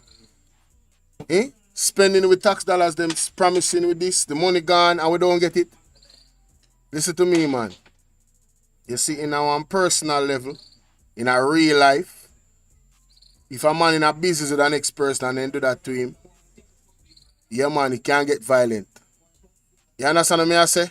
But in this case, we are talking about law and order. Why you not get punished as a politician for thief with tax dollars? The punishment needs to be very, very severe. I not say if you take your life, I not say that. But if you commit treason, there needs to be severe. That's a treason. You are thief from the youth, them in the future and the present. You understand what I deal with? That is treason. And no Bobby Montague alone name call up in the things. When a sound too straight. So, you have all of these issues, Bobby Montague, is going to be the de facto of integrity. For craft a law, for bring back hanging. You know much people got prison wrongfully in Jamaica. You can't imagine you hang somebody wrongfully. He can't come back from that and she can't come back from that, you know. Alright, in Jamaica way, if a woman accuse a man of touching her, no, 99% of people in Jamaica can believe it, woman. And 1% that can think, say, I wonder if a man innocent. Zane, so all you want to introduce that Bobby Montague. Shame on you. When I saw the tape, I said, wow, I can't believe he said that. The man want introduce Gallas. The man want, yo, wanna see the tape? Let me know if you wanna see the tape. It was, I was like, wow. Chaired by, we shall introduce impeachment and recall.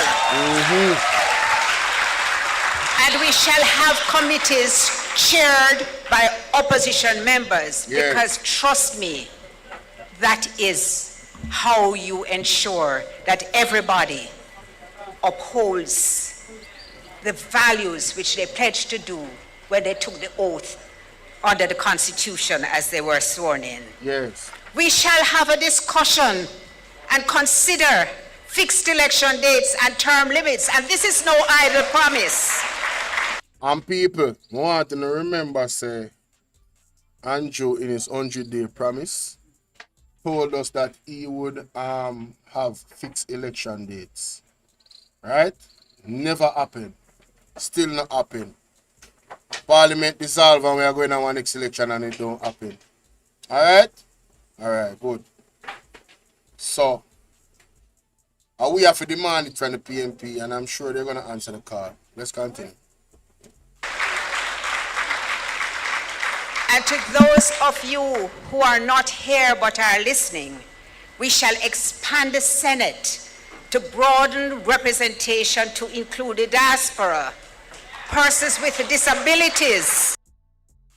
No, you see that? What she just said a while ago? May I tell you, say, my brethren from England called me today. And the man said, brethren, what you think about the manifesto? I say, yo, the manifesto great, you know, bro. You see me? The man I tell him which part I did like.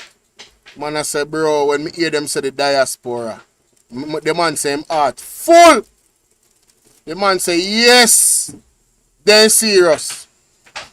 Yeah, man, the man say heart full, man. The man say, yo, the man is serious. When the man them have include the diaspora, you know, say, them have include all Jamaicans. Billy Davis, what's up? You understand? The man say him heart full, bro, and he's not a man where he's still mindful and him a watch and I hold him accountable and anything. But the man say, yo, bro, I step in the right direction. A unity thing there. The man they ever say unity. We as a people in Jamaica have unified and hold these people accountable. And that the man they ever preach. You understand what I say? Yeah. And then you see all the disabled now. You know so the disabled when I got involved. That is no surprise to me. Because you're talking about a Mark Golding-led administration. A man that grew up around disabled people. They are his friends, colleagues, brethren, sisters. You understand? Yeah, man. If you know it, go. And the Rastafari and Maroon communities. Where the Rasta man them there? Mota, you hold on, no. You not here. You can't talk about saying you don't want in politics, no, brother. You have to craft legislation to make sure that the Rastafari and them don't face another Carol Garden incident from the government. So, you have to go take up on a bright Rasta. You understand? We still embrace the culture of Rastafari if we go in a parliament. Not Damien Crawford. Damien Crawford already is there. We are talking about another Rasta. Yes? To represent the Rastafarian community in a parliament. Right? To deal with laws, crafting laws and these things. How we sound? How we sound? Maroon them. Remember, so they send almost 200 police up for the place, you know. Yeah, man, over some lumber, you know. Just remember good. Chief Curry do the right thing. You don't see Marky G work with the Maroon them. Straight. A legislation. Because you know, say them have the treaty. You know, Mark Golding is a lawyer, so. I won't want to listen to. And the person I say, boy, you know, Mark Golding understand the treaty and everything, you know, so. Him understands, yo, we have to include. It's imperative that we include the Maroons in a crafting the reform for the Constitution. It's imperative. You understand? Because we want a peaceful and inclusive Jamaica. So the Rasta them, the Maroon them, the disabled, the diaspora, everybody play a role in the honor the development of Jamaica and, you know, in essence, the whole human race. Let's continue. Inclusion for all. We will also prioritize legal changes that reflect our identity and deepen justice. You heard our manifesto in Patois? Well, we will recognize the Jamaican language as an essential part of our Jamaican identity. No, that is important. And it's not surprising to me because Mark Bolo is going to honor Miss Lou and also Bob Marley. And Miss Lou represents the culture, you know, in many ways, but especially in language. She made Patois popular. She made Patois dope. She made Patois sexy. You understand what I say? She put respect on Patois. The language, the Creole, she put respect on it. She was so creative in her storytelling. She captivated audiences all around the world. Them couldn't get enough. You understand what I say? Bob Marley play him role to same way. You know what I mean? But Miss Lou getting honored by Mark Bolo and the People's National Party is a big deal. It's not a small deal.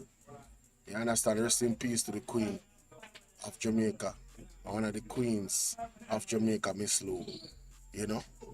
Whole heap of youth grew up with Miss Lou. And in terms of education, I don't know if the People's National Party said it.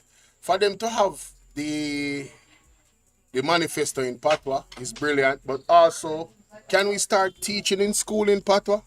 Like literally, like in the book them? Like reading, you can see the words in the respective of the language. I guess that's the direction they're going based off what Senator Scott Motley just said. And I think that is a good thing, you know? That is a good thing. I really do. Let's continue.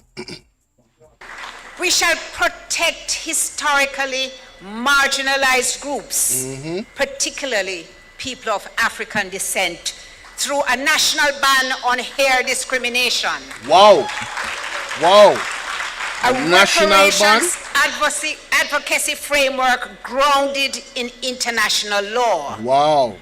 We shall have legal protection of our ancestral spaces I and love our that. cultural I practices. love that. We will have full recognition of Rastafari as an indigenous religion with associated rights. You're not here. And we will reach an accord with Maroon communities to give a modern interpretation to their ancestral treaty rights. Yes. You think we're done? No. We are going to be advancing gender equity, protection of the elderly, and the rights of persons with disabilities. We will implement a progressive beach policy by reviewing the Beach Control Act. We will guarantee public access while balancing tourism and private use. We will join the International Criminal Court to reinforce Jamaica's commitment to global justice. What if I told you that teenagers are building businesses with AI? What if while I the told only you? AI, you know, is...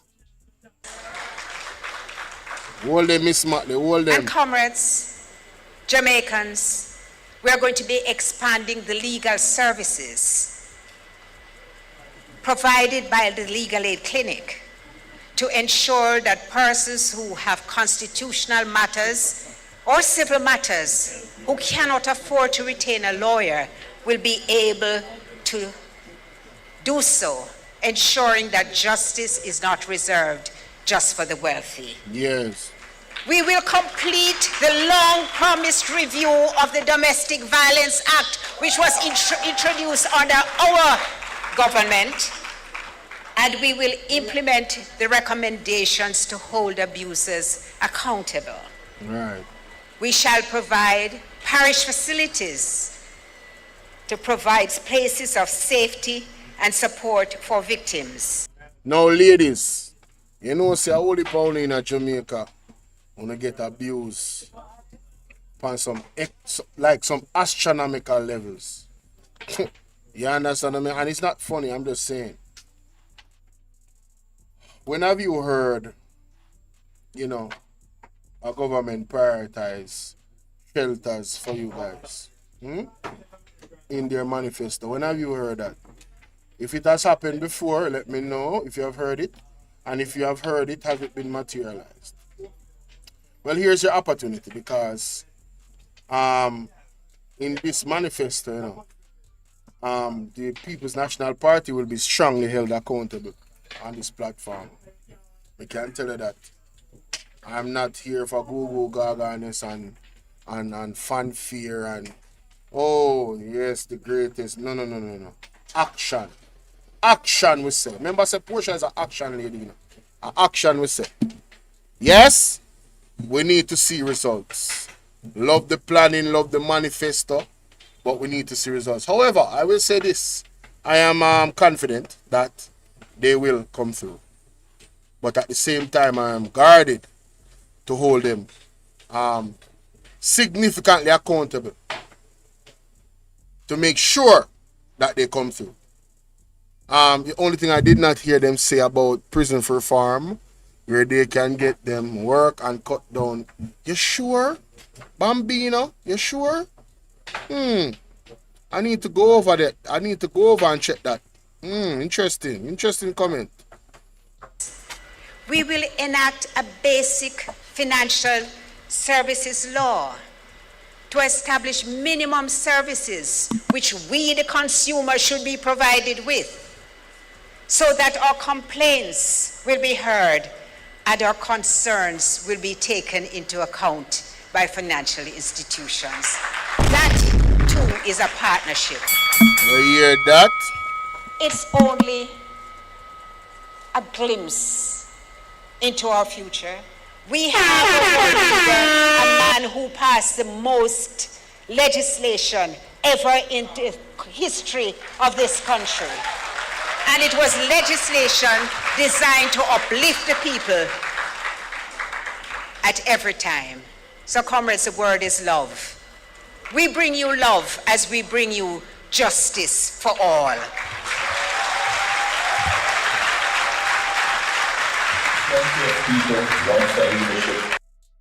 With the M in the Prime Minister Mark Jefferson Golding.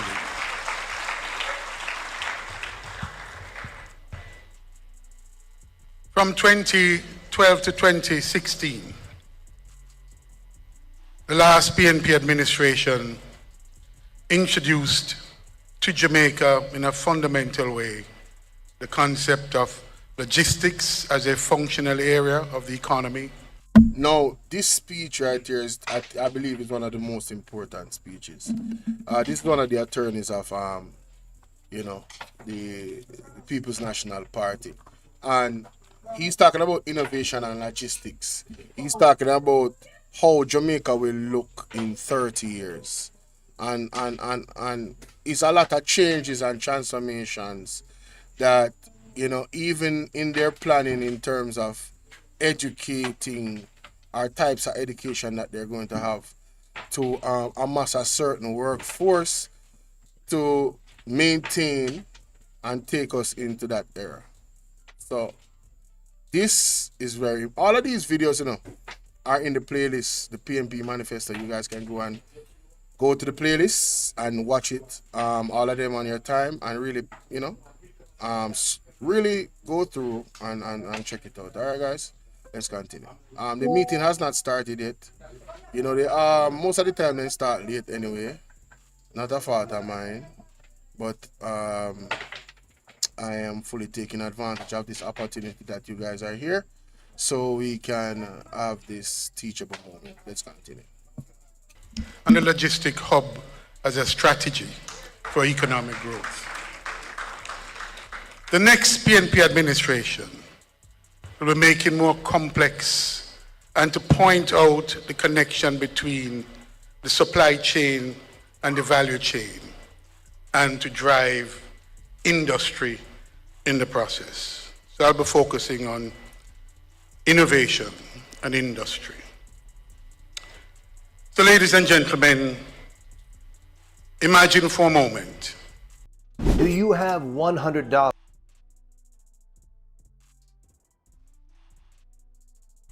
That you're standing at a crossroads.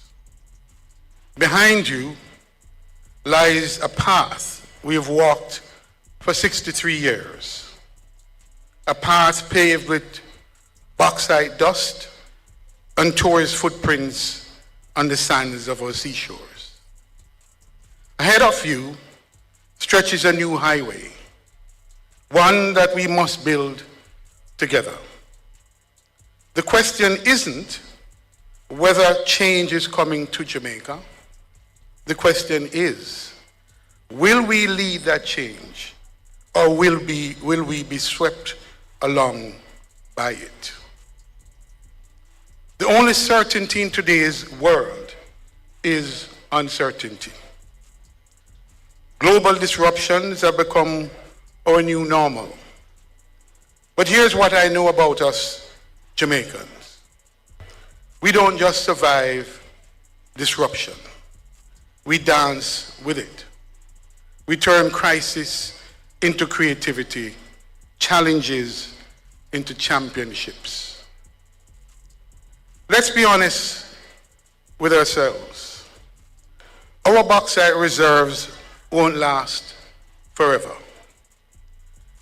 Tourism, as wonderful as it is, leaves us vulnerable to every hurricane, every global pandemic, every economic shock that comes our way. And our over-reliance on remittances, now under significant threat, has undermined economic resilience and stifled domestic productivity, leaving a nation vulnerable and limiting long-term development. We've built our house on shifting sands, and it's time to pour a new foundation. But here's the beautiful thing about this moment. With every disruption comes an opportunity for reinvention. Think about it. The same digital revolution that threatens traditional industries is the same force that can connect a young programmer in Spanish Town to clients in Silicon Valley. The same climate change that challenges our agricultural sector can drive us towards becoming the Caribbean's first truly green economy. This is why we must embrace the PNP's initiative, Jamaica 4.0. Jamaica 4.0 is not a slogan, but a movement and a whole-of-nation approach. Jamaica 4.0 means building a knowledge-based economy where a brilliant mind in Mandeville is just as valuable as one in Manhattan. It means creating tech innovation zones in Montego Bay, Kingston, Mandeville, and Port Antonio. It means creating industrial parks in St. Thomas, St. Catherine, Clarendon, Trelawney, and St. Mary. Places where our young people don't have to leave home to change the world. Picture this as well. Jamaican farmers using AI, as was just said, to predict weather patterns and optimize crop yields. Or musicians, not just creating the sounds of the world, the soundtrack of the world, but owning the digital platforms that distribute it. Or manufacturers, not just assembling products, but designing them with smart technology that makes Made in Jamaica a mark of innovation, not just pride. Recently, I met a young woman, let's call her Keisha, who created an app that helps small farmers connect directly with restaurants in Kingston. She didn't need $1 million loan or a foreign partner. She needed what Jamaica 4.0 will provide: reliable internet, access to training, and a government that says yes instead of wait.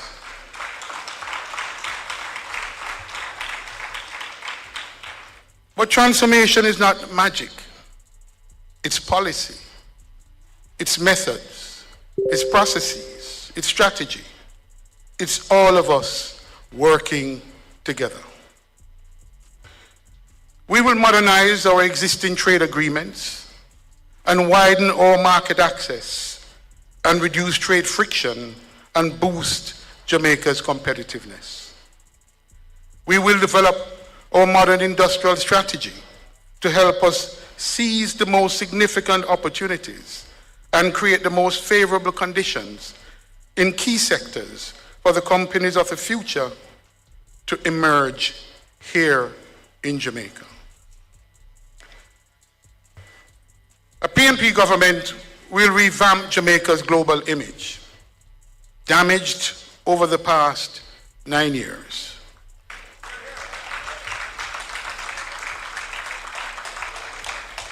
To promote Made in Jamaica as a badge of quality and reliability, and launch an aggressive country branding and investment promotion campaign. Logistics is the lifeblood of modern commerce, and Jamaica is uniquely positioned to be its beating heart in the Americas. We will build logistics hubs that position Jamaica as the gateway between the Americas and the world. We will create over 100,000 direct jobs and 400,000 indirect jobs, not in 5 decades, but in the next decade, anchored in a bold SEZ infrastructure strategy. We will modernize agriculture, as was just discussed, so our farmers don't just grow food, they grow opportunity, wealth, and food security for all. We will establish a National Logistics and Supply Chain Council and National Innovation and a National Innovation Fund, because every breakthrough starts without someone who dares to dream differently. Let me say it clearly, because every breakthrough starts with someone who dares to dream differently. We will reform our education and workforce development systems, because you can't build a 21st century economy with 20th century skills. This is our moment. This is our choice. This is our Jamaica 4.0.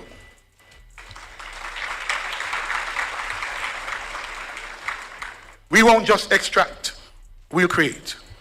We won't just survive, we'll thrive.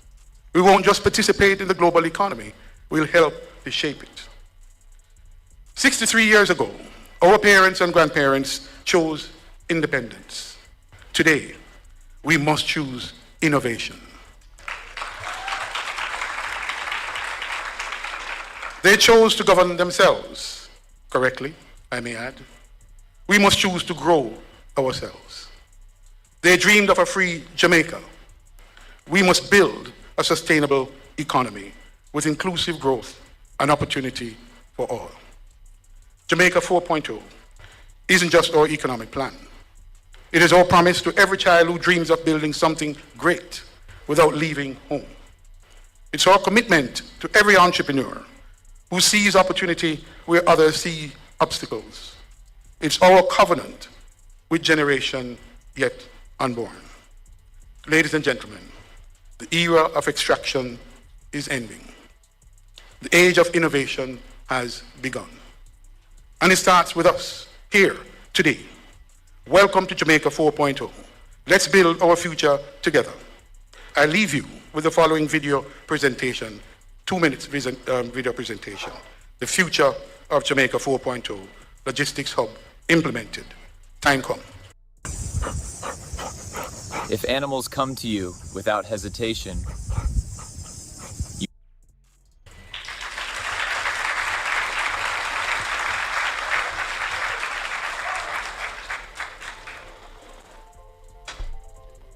The Jamaica 4.0 Growth with Opportunity program breaks new ground.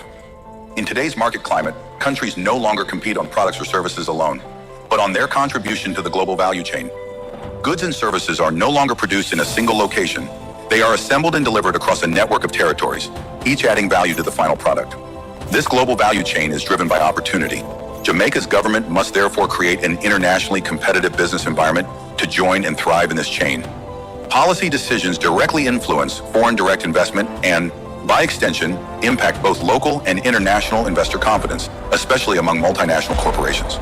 The next step is for Jamaica's policies to evolve, from concepts and studies to execution platforms, from incentive-driven frameworks to innovation hubs, making significant value-added contributions to the global value chain. Only then can Jamaica become a catalyst for a new kind of business environment that delivers widespread local prosperity. Through its Jamaica 4.0, Growth with Opportunity, Jamaica will harness global economic dynamics to fuel domestic growth. And that is only the beginning. The 4 pillars of the program, best-in-class trade agreements, a forward-thinking industrial strategy, a bold investment promotion plan, and a global logistics initiative will form the foundation for a globally competitive economy. These tried and tested pillars, with tangible results across multiple industries, will define a roadmap for the program until 2030 and beyond. Beyond incentives, beyond growth, this will shape a global ecosystem where Jamaica becomes the gateway interconnecting the Americas to the world, building a new global trade order defined by connectivity, resilience, and opportunity.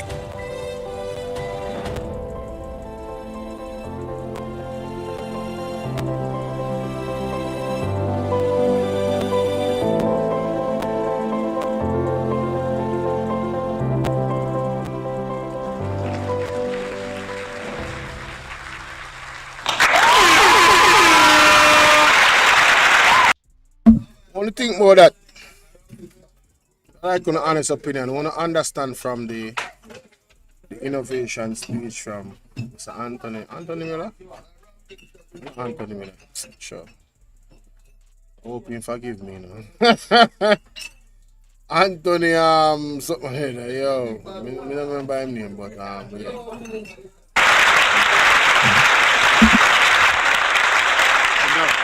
Privilege of introducing one of our young, vibrant candidates, Miss Danishka Williams, Southwest St. Anne, to address culture and the creative industries.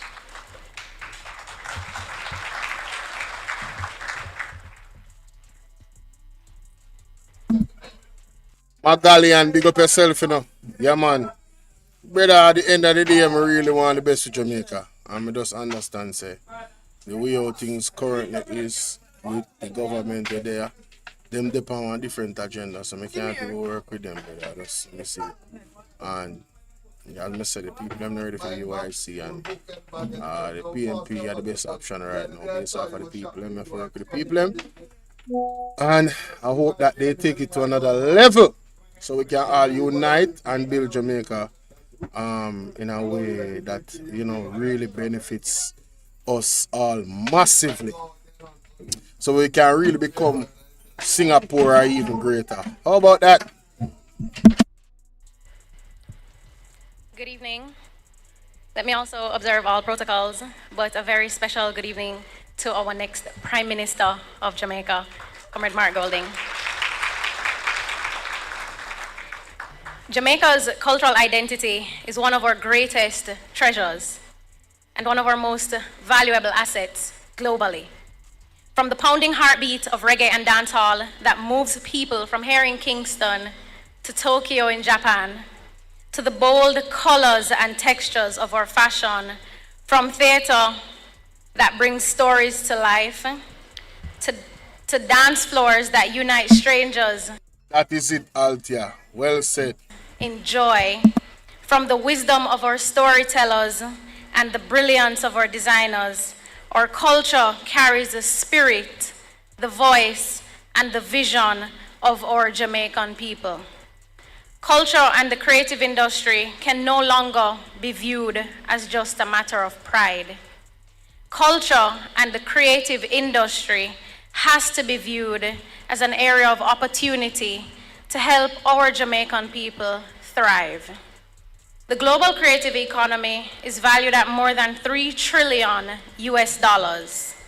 Yet we know that in Jamaica, with our passion, our unmatched talent, and our originality, our Jamaican people deserve better.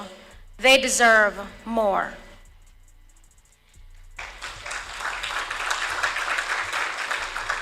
Time come for us to put our creatives first and ensure that the work that they put in are put on the global stage so that they can also thrive.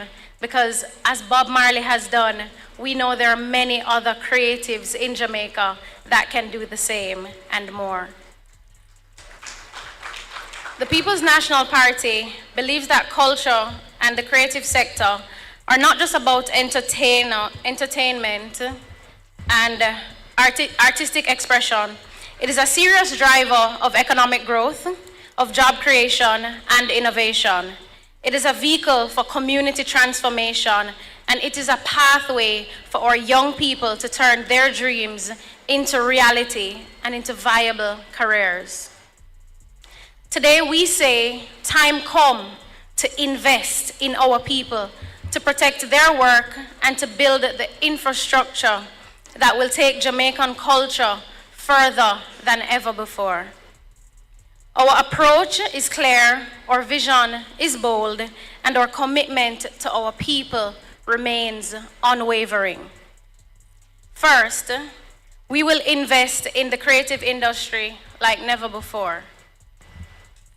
Establishing a $1 billion creative economy fund designed to support business development, content creation, training, and community-based arts. We will create a creative industry park and music heritage museum in none other than Trenchtown, honoring our icons while nurturing the next generation of talent. And across the island, from Portland to St. Anne to Westmoreland, we are improving small studios, creative hubs, and community venues, so no corner in Jamaica is left out of this creative movement. I want to know, so Jamaica, we have a pool of talent in terms of, in the area of creativity, no matter which area you want to talk about, but in terms of the artists, in terms of music, in terms of, the craft, painting, drawing, you name it, there is a rich. So what they want to do is to turn that creativity into actual income for those creatives. You understand? And them have a fund, $1 billion fund that they will be using to help to offer to those creatives. And even me, we do vlogging on them something, everybody, because equipment is extremely expensive. Right now, when you do an next computer, I know over $1,000 for that specific type of computer that I need to actually do my work at a high level. Microphones, soundboards, you name it. They are very expensive. Joanne Sinclair, how you doing, love? I don't know why the meeting don't start. It look like after 7 I'm going to start it, but maybe I go over the actual manifesto. You know what I mean? I highlight points of it that I think deserves to be highlighted. You know what I mean? So let's continue. And secondly, as one of the youngest candidates here, we are proud to say that we will also be investing in our young people, placing special focus on youth employment and capacity building. We will open doors for our young people through internship and mentorship in every creative field. We will retool the Creative Production and Training Center, the Media Technology Institute, with cutting-edge training in film, animation, in music, and audiovisual production. And from early childhood classrooms to adult learning centers, we are prepared to expand the cultural curriculum. Because creativity is not just an inborn gift. We know it must be nurtured at every stage of life. The third thing we will do is strengthen business development and regulation for creatives. Through Jamaica Creative,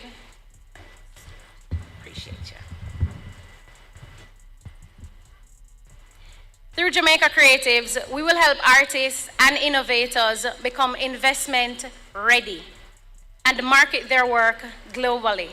We will introduce a national business certification program for creatives, revise outdated trade policies, create special entertainment zones that are properly planned with community input. And I've identified one in my constituency, and I know my colleagues have done the same. And we will simplify entertainment licensing through a single national system. Fourth, we will ensure policy reform and institutional strengthening. We will reinstate and empower the National Cultural and Creative Industry Commission, streamline government agencies to remove duplication. And if you're in the industry, you know how important that is. And ensure that public funds for creative projects are spent transparently and fairly. Let me go again.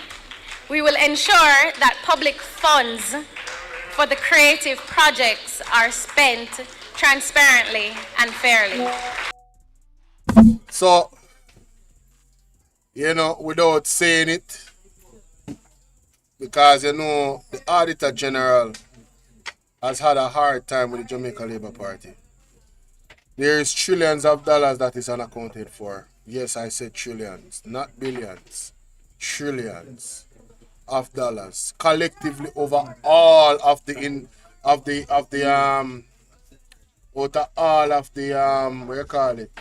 the ministries. Yeah, man. Trillions of dollars unaccounted for. Trillions.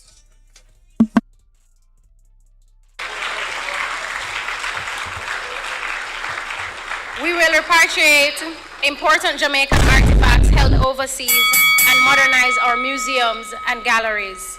And yes, we will bring back the cultural passport program so our young people can put the devices down and experience the richness of our Jamaican culture firsthand.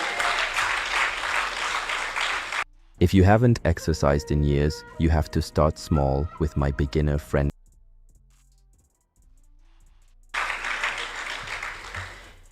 We have a plan to bring culture and tourism together, finally, in a way that benefits our communities.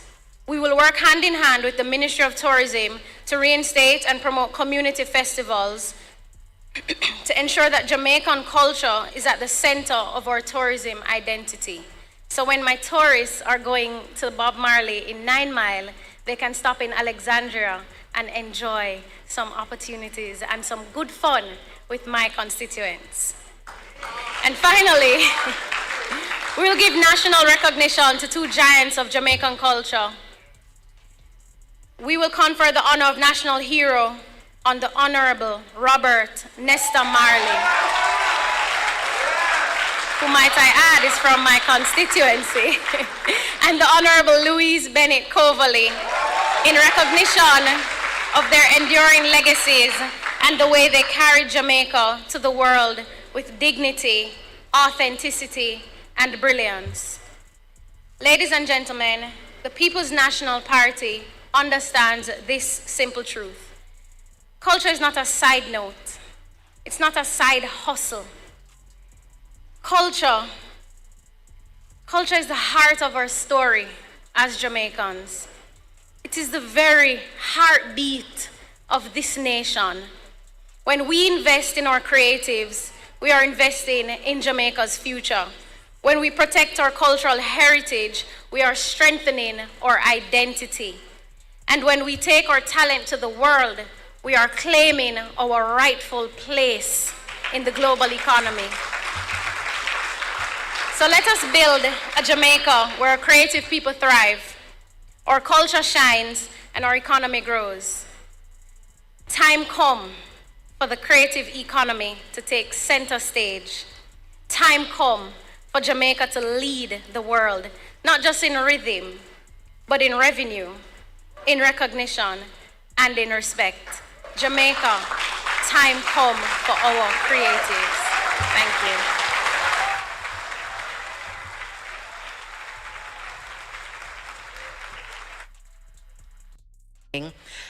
On a topic that is very close to home for all Jamaicans, because that dream to have a piece of the rock that you can call home and call your own is a national. No, this very, very delicate to my heart and everybody else's heart. Now, big up Mr. Lowton Cousins. Land ownership, right, sir. Comrades, all members of the diplomatic corps and party leader Mark Jefferson Golding, next Prime Minister of Jamaica.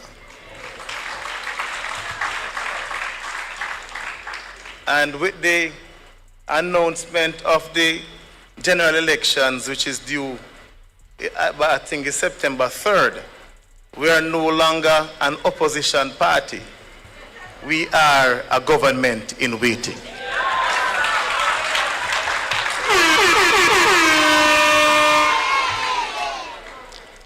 We are also not a party of hype. We are a party of substance. And the substance is clearly outlined in the manifesto that is presented today. What we are presenting are workable solutions that is going to impact thousands of lives over the next 5 years. Hope is a bridge between today and tomorrow. Land and housing represents that bridge. It represents that hope. Thousands of Jamaicans over centuries have been disenfranchised. A system was created to deliberately deprive thousands of Jamaicans of land ownership. Our founding father, the Right Excellent Norman Washington Manley, recognized that. He championed the cause. And with this current PNP administration that is incoming, led by Mark Jefferson Golding, we are going to finally have the issue of landlessness and the lack of land ownership finally put to rest. Do you understand my English but cannot speak like me? You know the words, you understand movies, YouTube, podcasts.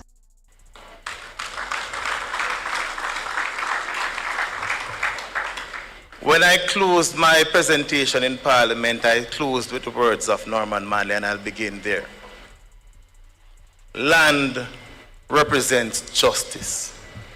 Housing represents dignity. Together, they provide housing, shelter, they provide food. It is the core of who we are as a people. And it is fitting that when we say Jamaica love, everybody knows Jamaica love land, and Jamaicans love land. There is no secret there. 700,000 Jamaicans are currently living in squatter settlements on Crown lands. We intend, as a government, to settle that issue once and for all. And when they say we do not have any policies, even those on the other side know exactly the plans that we have for land. They know it. They have listened to it. They have been repeating it. And they know that we can do it and that we will do it.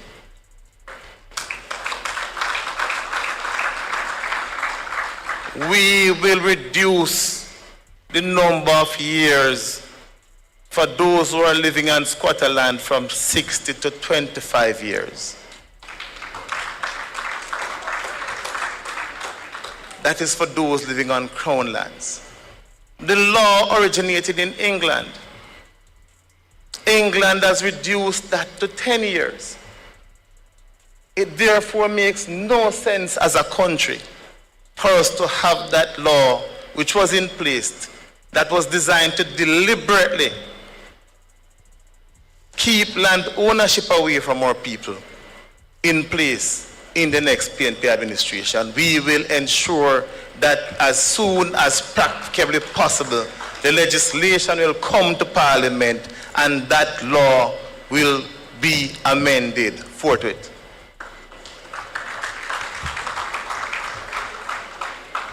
We all have sat down as a people and we have seen what has happened with the National Housing Trust. It is a crying shame. But we are not here to complain. We are here to provide solutions. And that is what this manifesto is about. So we are going to immediately end the extraction of the $11 billion every single year from the National Housing Trust. We are going to restore the National Housing Trust to its core mandate. All of you in Jamaica and across the world would have heard about our Rent to Own initiative.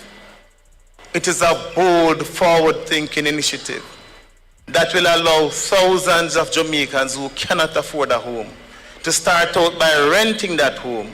And after 6 months, after you have demonstrated that you're able to cover the rental expenses, that will be converted to a mortgage, and you will now be paying a mortgage monthly and be owning that piece of land that you're on.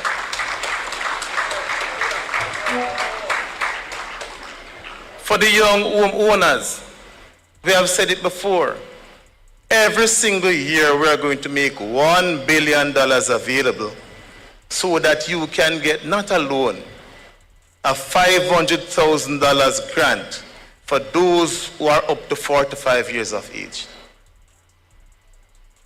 That will help you to cover the expenses to purchase that property. It is trite, it is settled that we have been advocating these policies. And we need to remind the Jamaican people that is us, this government in waiting, that is going to implement these policies and create a better life for all Jamaicans. You know, it is this government who some time ago, a few years ago, when civil servants used to benefit from a special arrangement at the NHT, where they pay a reduced amount for the mortgage every month, that took that right away from the police officers, the teachers, the nurses, and all civil servants. We are going to restore that arrangement. That 3% you're paying now on your mortgage is going to go back to 1% as it was when the PNP was in power. These civil servants go out every day. They sacrifice their lives for us. It is only right that we do what is right and ensure that they can own a piece of this rock.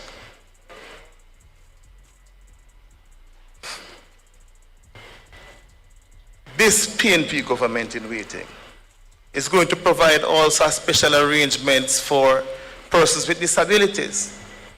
So the same arrangement as it relates to the civil servants will also apply for those persons who have disabilities, so they can benefit from a reduced mortgage payment and they'll be able to also own a home. We will grant public sector workers a 3-month grace period so that when you have purchased that home, you will have to wait 3 months before you pay your first mortgage payment. That will give you the opportunity to do a little modifications to the house, make the house as comfortable as possible. Because we intend to construct 50,000 starter homes in the next 5 years. And with these starter homes, you will need the extra cash. So, we believe that housing is a right as a party. We are committed to the cause. You have a decision to make on the 3rd of September. Take a look at the manifesto. Listen to the policies and the plans of the People's National Party. The decision is clear. Time come. Time come for a better Jamaica. And time has come for the People's National Party to be restored to its rightful place as the governing party for Jamaica. The word is love.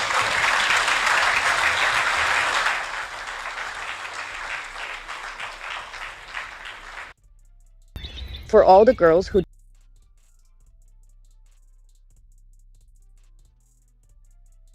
in governance, or president of the People's National Party and leader of the opposition, a man who has led with integrity.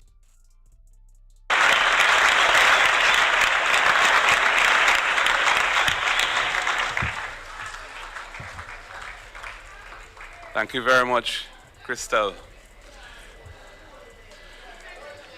Jamaica's democratic journey began with the fight for the right to vote and then self-government.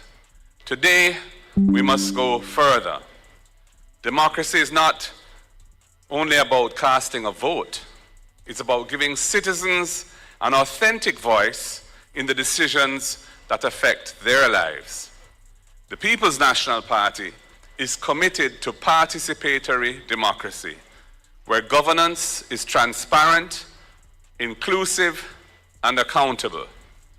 We will modernize our public institutions, return power to communities, and rebuild trust in government by creating a system that delivers for the people.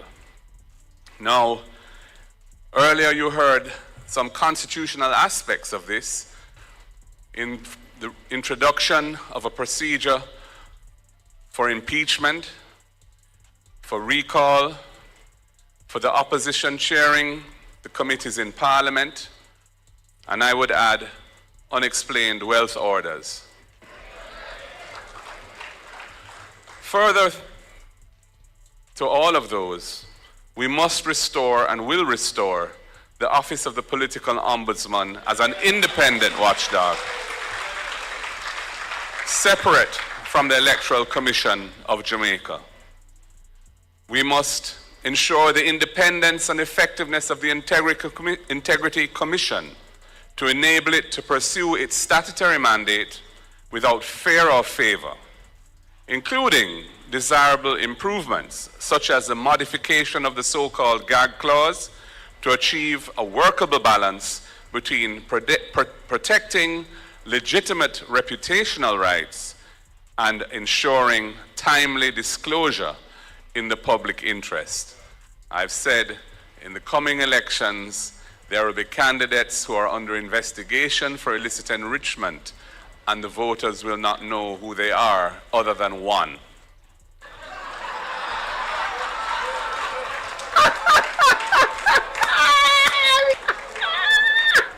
We will strengthen the oversight committees in Parliament, including by enacting mechanisms that facilitate the participation of civil society and other non-state actors in the work of those oversight committees. We must broaden the democracy in this country and include more people in the process of government. We will modernize the Access to Information Act, which was introduced by the People's National Party and which needs further reform, including to implement simpler processes, shorter timelines, and a broader scope to facilitate the flow of information to the public. We will modernize the legal framework for obtaining permits and licenses to ensure efficiency, fairness, and transparency. We will increase the monetary jurisdiction of the parish courts so more Jamaicans can have access to justice that is affordable and closer to home. And I would remind that the emergence of the parish courts took place when I was Minister of Justice, when we modernized the system from resident magistrate court to the parish court system. And we will hold public dialogue on the National Sex Offender Registry to ensure a balance between public safety and rehabilitation of offenders, because the society is calling for that. In local government, we will build on the constitutional amendment enacted in 2015 that guarantees a local system of democratic governance. We will review the 3 strategic laws that we passed under Portia Simpson Miller: the Local Governance Act, the Local Government Financing and Financial Management Act, and the Local Government Unified Service and Employment Act, with a view to making necessary adjustments followed by full enforcement of their provisions, which has not happened yet. We will empower the parish development committees and community development committees to create local plans. We will shift focus from constituency politics to community development by expanding the powers of our municipal corporations to make a difference in local people's lives. And we will establish a national People's Assembly, including diaspora representatives, to review laws and shape policy impacting local communities. We will introduce participatory budgeting and local planning, where citizens help to decide the spending priorities, which is contemplated by the 3 strategic laws. And we will create stronger accountability measures for local government, linking funding to measurable performance. Jamaica is demanding broader inclusion alongside greater accountability and integrity in public affairs. And the People's National Party, under my leadership, will deliver on that broad call. Thank you very much.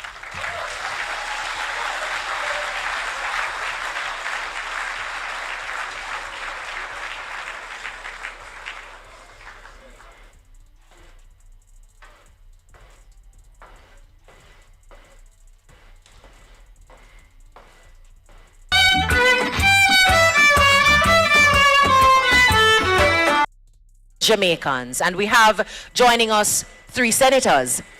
So we'll begin to the left with Senator Gabriela Morris, who is coming to us also as a candidate in the next general election. In fact, 2 of our senators here today are going to be running in the elections. And we also have Senator Peter Bunting and Senator Sophia Fraser-Binns. So I'll start with Gabriela. What do young people need, or what will a future PNP government do to make sure that Jamaica is where our young people want to live, because they are guaranteed a better life here and not somewhere else in the world? Thank you, Crystal, and let me say good evening to everyone, especially our next Prime Minister of Jamaica, Comrade Mark Jefferson Golding. Crystal, I think we have to start off by acknowledging that our youth are not just the future, but they're the here and now. And the PNP acknowledges that our young people are facing significant challenges when it comes to access to opportunities. When we look at affordable housing, access to housing, when we look at educational outcomes, we recognize that our young people are indeed bearing much of the burden in this country. And so as a government, the PNP is committed to putting young people at the fore. The party has already started, and I believe that we must commend our leader for giving young people a platform to share in decision making, to share in policy development. And the Junior Shadow Cabinet, which we established, I think is evidence of that.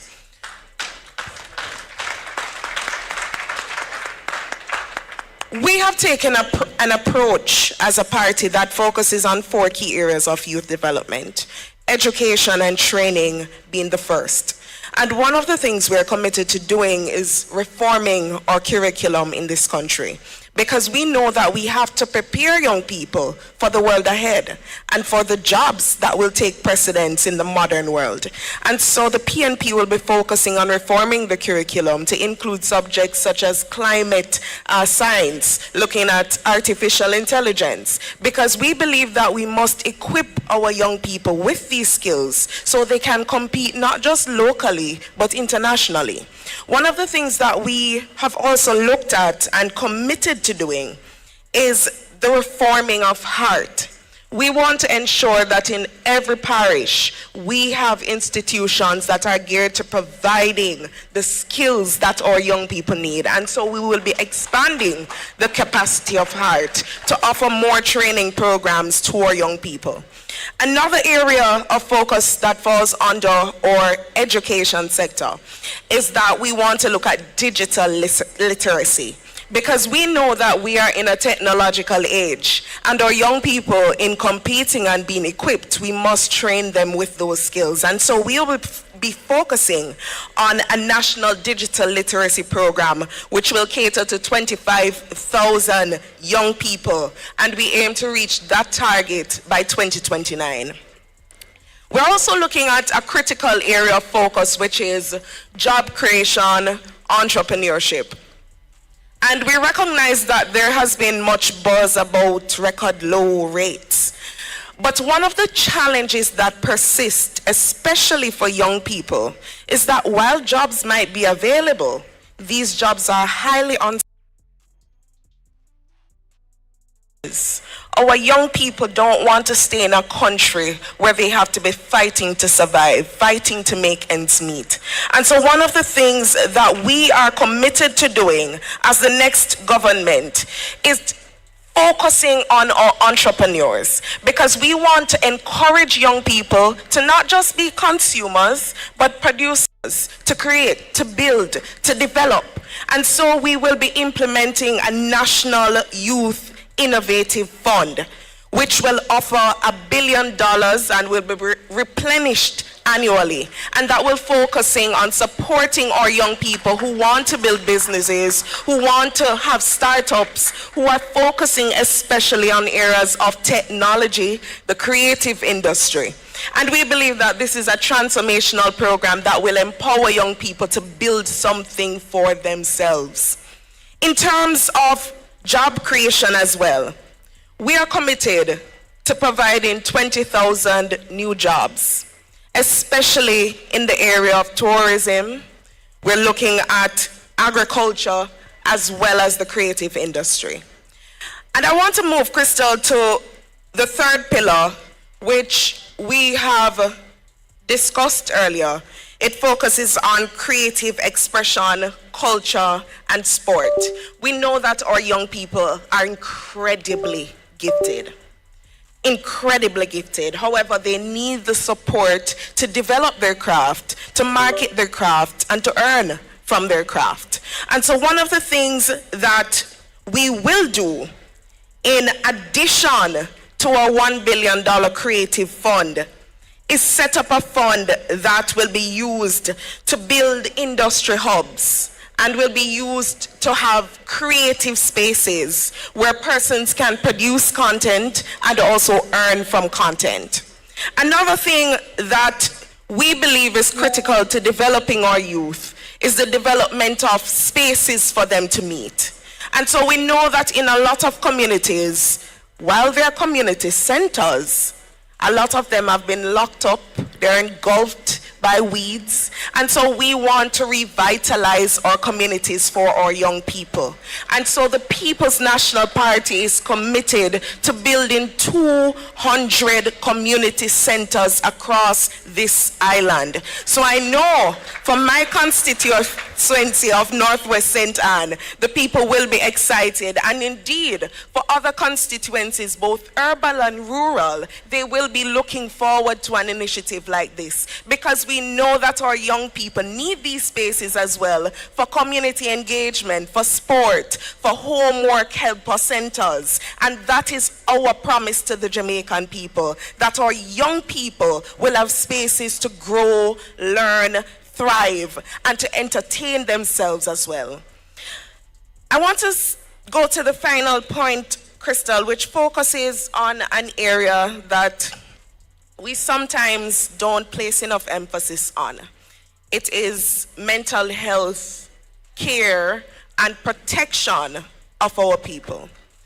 And I want to commend the party for listening, because I remember about 3 years ago we had a forum at the University of the West Indies, and this is one of the areas that young people constantly advocated for us to pay more attention to. And so we, as the People's Party, we have ensured that we have included this incredible need for support in our manifesto, and we will be prioritizing support for not just youth, but our people who need mental health care and support. Another thing that we want to focus on when it comes to our youth and the care of our youth as well is looking at initiatives that will prioritize at-risk youth.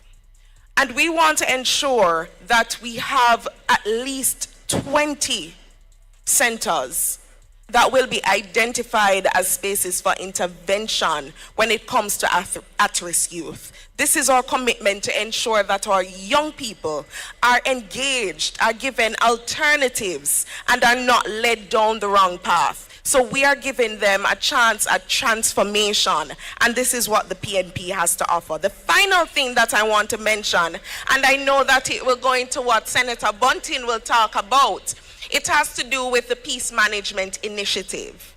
We hope and we are committed to ensuring that we expand the Peace Management Initiative to focus on our young people and to give them opportunities for mentorship and development and guidance that will deter them from any possibility of entering a life of crime. So, Crystal, I just want to close by saying that young people are not just a voting bloc when it comes to election time. We are real people who have real challenges, and I am happy to be a part of a party who recognizes that in order to build our future, we need to empower our young people. We need to support our young people so that they can truly see Jamaica as a place where they can really work, live, raise families, and do business. And that is our commitment. Thank you so much, Senator Gabriella Morris. If that is not a credible and diverse suite of solutions for the myriad issues that young people face, I don't know what is. And it is testament to the fact that when the PNP brings young people to the front, we bring them bright, aware, and ready to lead. Northwest St. Anne has a true champion on their side. A lovely point to segue now into hearing about what it will take to secure the nation. We know from the statistics that those most involved in and harmed by violent crime are our young people. So, Senator, you can take it from any angle, but we do want to hear how we will better secure Jamaica, but not just our young people, but Jamaicans at large. Thank you. There's a fundamental difference in the approach of the People's National Party to the existing administration. If I were to characterize the difference, I would say it's the militarization or the warrior mentality of the security forces that this government promotes versus the guardian mentality that the PNP promotes. So with a warrior mentality, our security forces go out to fight crime and enforce the law. With a guardian mentality, our security forces go out every day to uphold the human rights of our citizens. So we don't look on young people as potential recruits to gangs, and if they go off the rails, then we need to come down on them hard, longer prison sentences, etc. We want to give them opportunities that will divert them away from a life of crime. And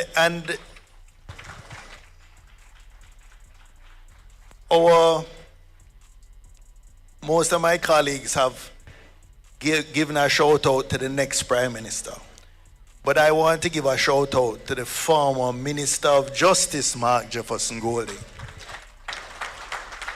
Because he made some transformative laws. Actually, they were more about social engineering than fighting crime.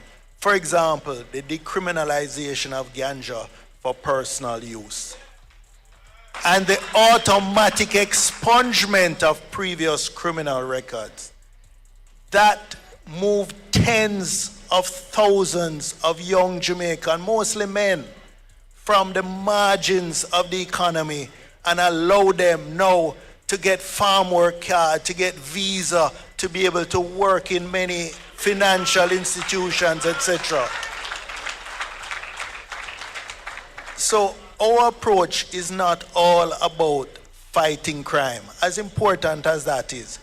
But in terms of sustainability, we're more interested in crime prevention, creating opportunities for our young people, investing in our communities, building our schools, ensuring that there are employment and training opportunities that are as attractive or more attractive than a life of crime.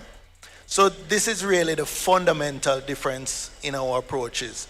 And when you talk about the future, it can't be about a police force that's primarily into militarization and occupying force in our communities.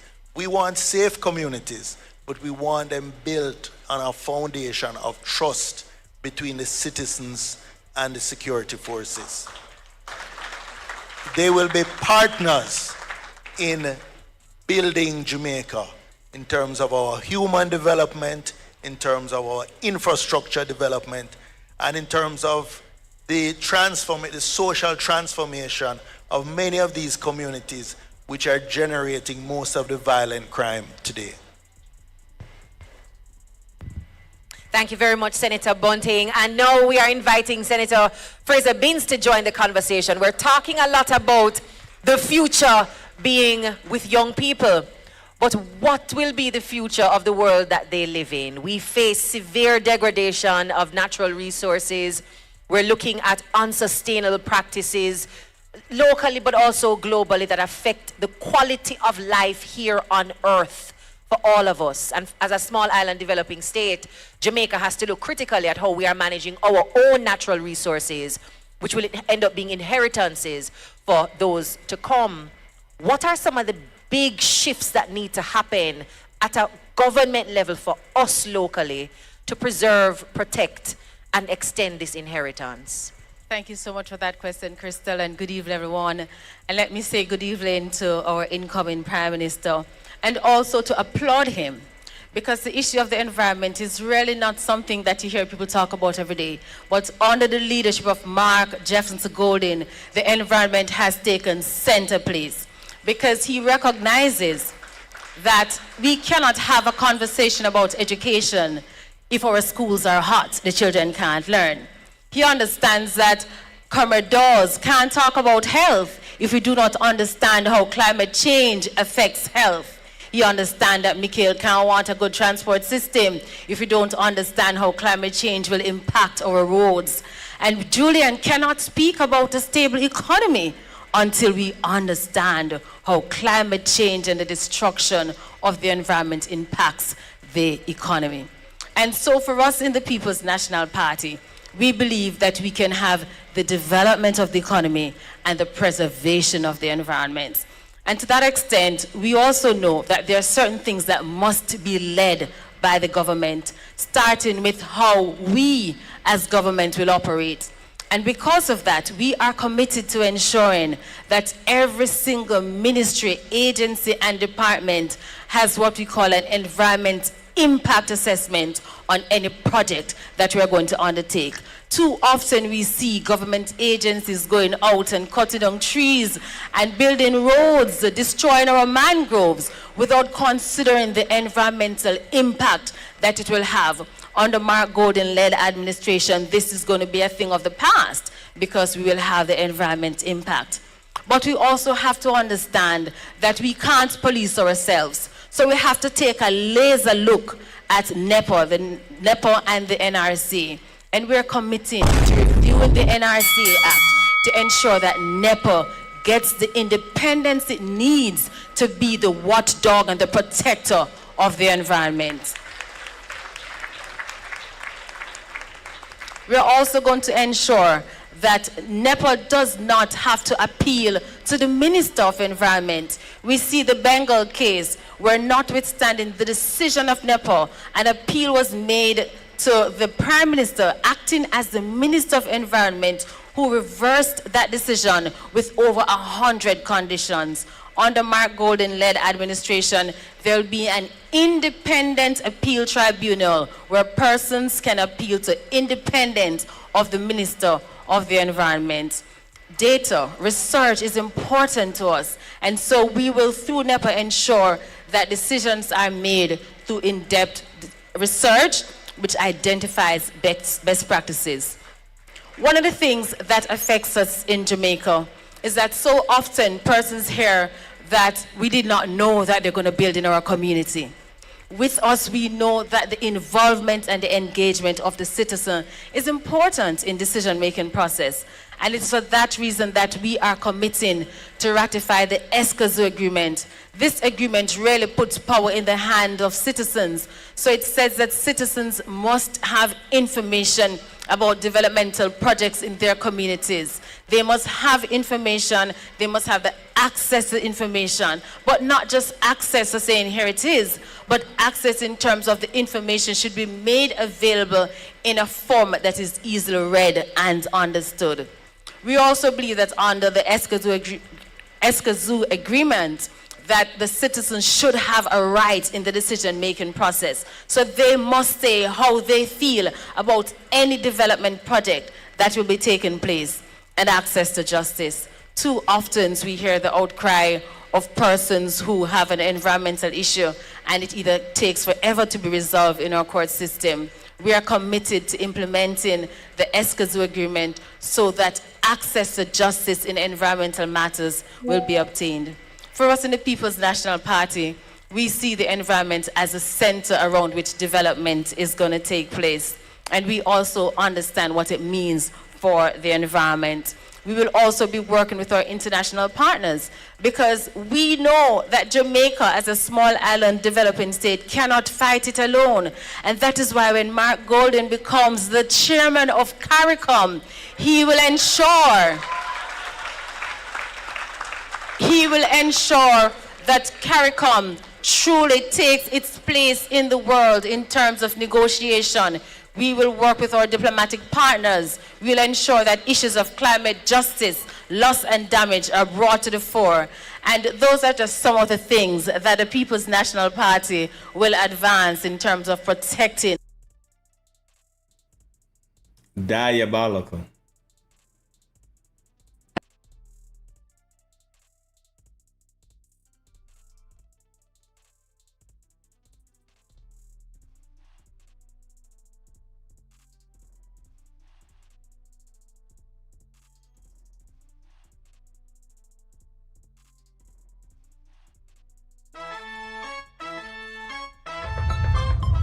When I say time, you say come. Time?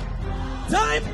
Somebody please tell the Prime Minister to call the election because the comrades are ready! Time come for young people. Time come for move Andrew out of power. Let the people go! The line stop here, the game done, time come. So when them cutting ribbon over hospital with them paint up, we're going to cut hernias, we're going to cut fibroids, cancers. Don't believe in me, I'm not Jesus.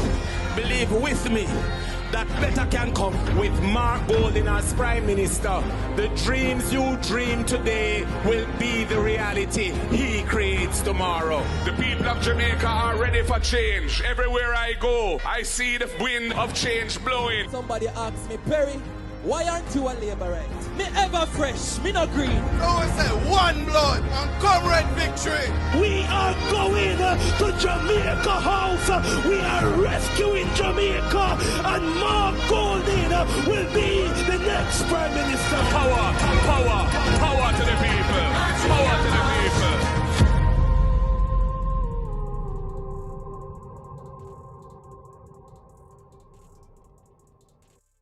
The following is brought to you by the People's National Party. Jamaica. I entered politics at a time when women were few in the arena. We faced significant opposition, but we did not retreat. Today, 22 PNP women are stepping forward. They are lawyers, they are teachers, entrepreneurs, leaders. They have worked in their communities. They have stood in courtrooms. They have built businesses, mentored youth, and raised families. 22 PNP women united, unshaken, unafraid, ready to lead, ready to serve. Jamaica, time come.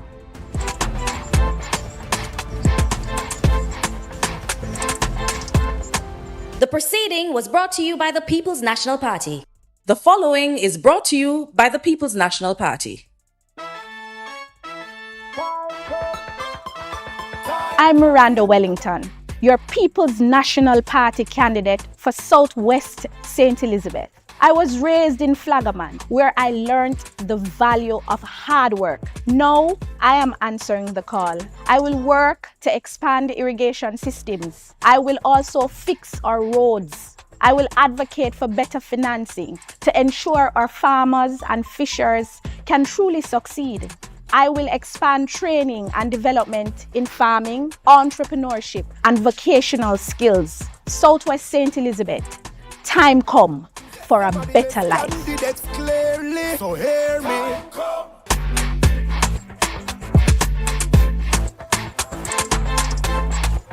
The proceeding was brought to you by the People's National Party.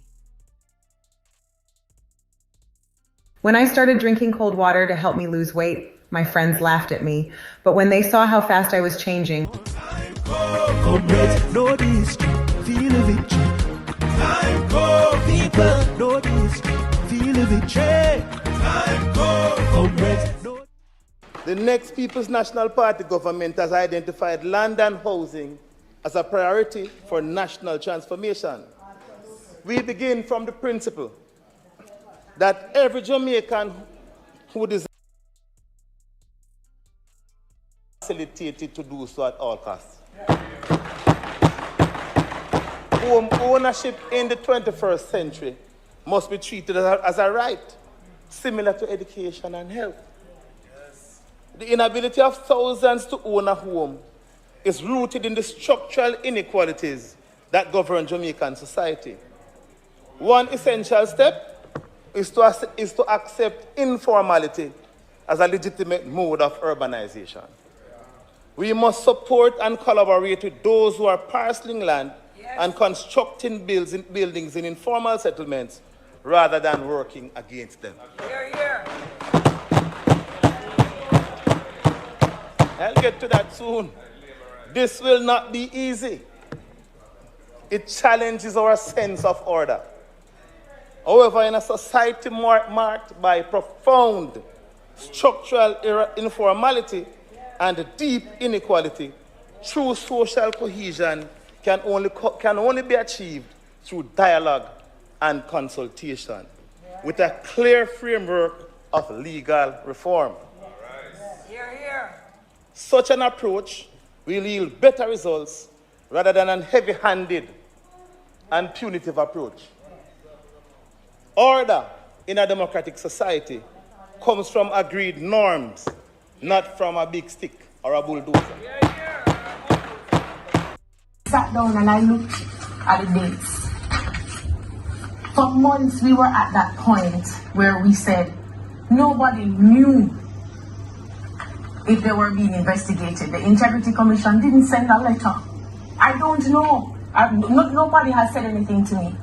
When you look at this report, The initial communication was September 30, 2022, regarding the omissions in the 2021 statutory declaration. There were follow-up requests to provide additional information and corrections.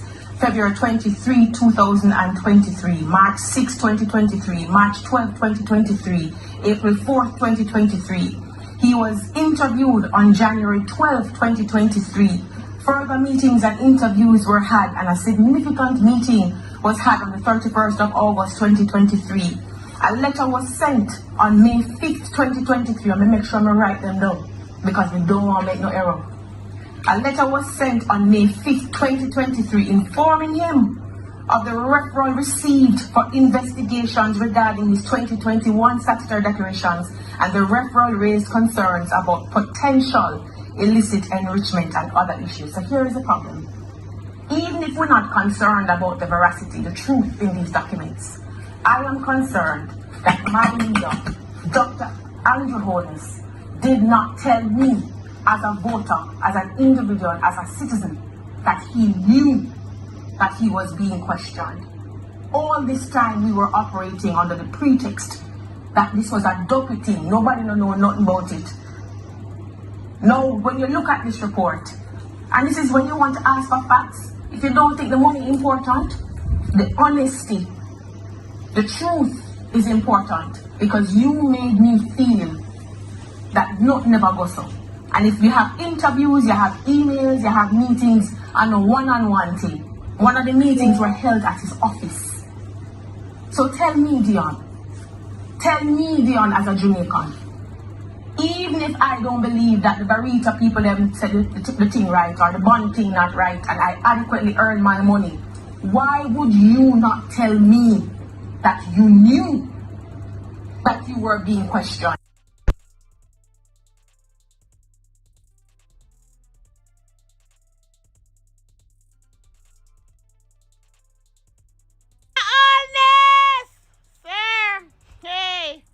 Christopher Rough Times have 24 hours to go and retrack his statement with that doctored audio that he played in the rally at halfway through on the 10th of August.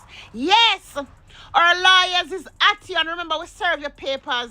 Mr. Rough Times is a liar, wicked man trying to score political points, maliciously, but you're gonna play a doctored recording of Mr. KD Knight speaking maliciously about our party president, with nice, clean, good, integrity president, maliciously trying to damage our peace out of order and bride. Listen, you have until 24 hours, which is the 15th of August 2025, to go retract your statement.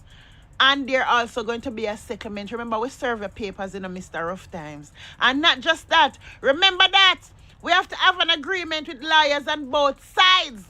Because guess what? You have to not just retract your statement, you have to apologize plus a settlement. And we want to make sure that your apology and that everything reach all the platforms that you all run up and down with this malicious behavior, with this doctored audio that will not play. Wicked! You're playing that audio, you're not playing all the people them crying. Right? That there's no beds in the hospital. You don't go play all the people them tired of sleeping on the floor and bench in the hospital. You're not playing all the people them don't have no life-saving equipments in the hospital. You're not playing all the long lines them in the hospital and nothing is in the hospital to even serve the people. You're not playing only 3 toilets down in the public hospital working. You're not playing that. You're not playing all St. Anne's Bay Hospital dirty laundry them was from the floor to the ceiling, not even washing machine. You're not playing all Black River Hospital was used in Delco the other day because they didn't pay the light bill. You're not playing the squalor that the hospital becomes. You're not playing that the hospital don't have no life-saving equipment for poor people. You're not playing how you're telling the poor people that you're going to take the pressure off the public hospitals by introducing private sectors. Wicked! But you're going to play doctored audio, to maliciously destroy with nice, clean party out of order. and standing up for your dirty party with no money laundering, on a liar declaration, on a submit to IC. This wicked liar, finger-fearing, sticky finger government. You're up there defending with your lies and your propaganda. We're waiting on you. Remember, you have until the 15th of August 2025, which is tomorrow.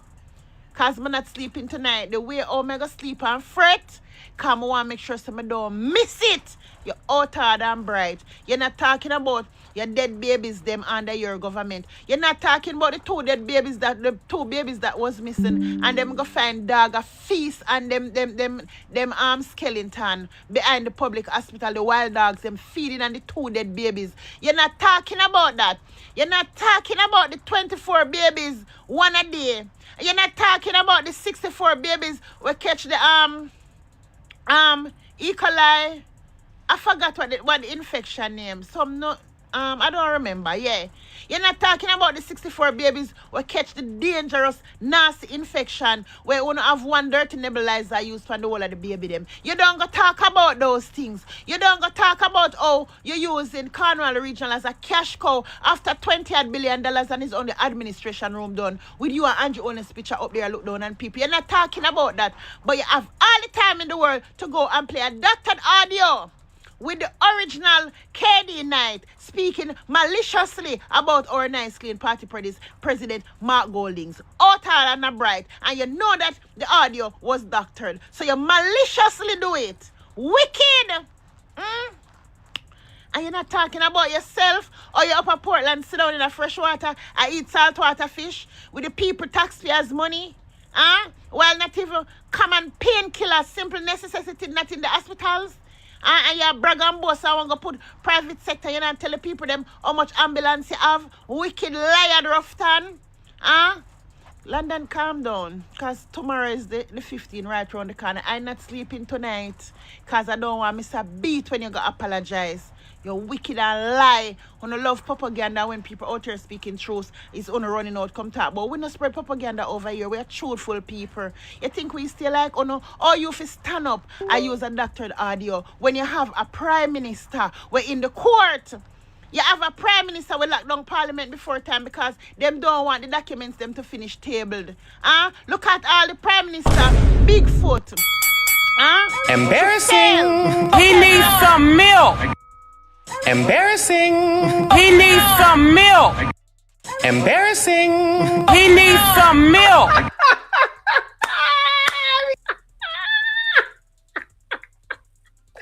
That is funny, honey. That's funny. I use a doctored audio when you have a prime minister we're in the court. You have a prime minister will lock down parliament before time because them don't want the documents them to finish tabled.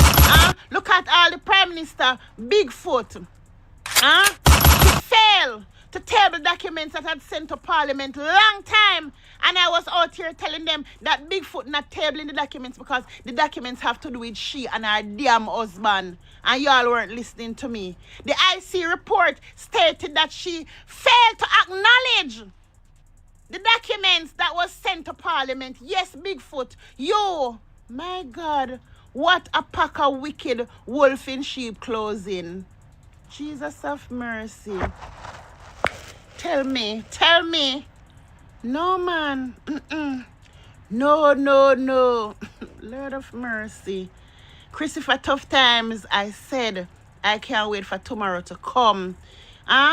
True, you want gain political points. All Emily Shields telling you to back off because you're dead wrong.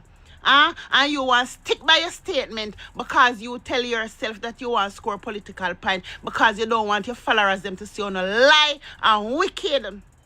All Mr. Holness, all you, sir. But you're looking down in the crowd at the rally and talk about I'm like you. You too lie. You're not like the people. Your children go to school abroad. The people them in the crowd children go to school in Jamaica. But you're like them. Oh, you must be like them and them don't have $168 million in them account. And them don't worth $500 million. Talking about you're like them. You know, embarrassing. Exactly dance them feel like you and them is the same thing. Telling the people about I'm like Oh, you must be like them and them don't have $168 million in them account. And them don't worth 500 million US. Talking about you're like them. You know exactly what to do to let the dunce them feel like you and them is the same thing. Telling the people about I'm like you. You're not like them, you're a liar.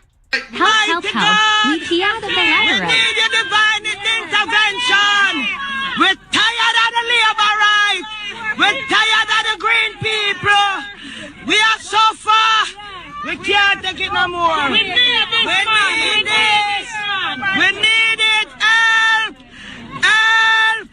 Jesus Christ of Nazareth. Psalm 46. God is our refuge and strength. Is a liberator. Your kids don't even live in Jamaica, much less go to school in Jamaica. Oh, you must be like the people.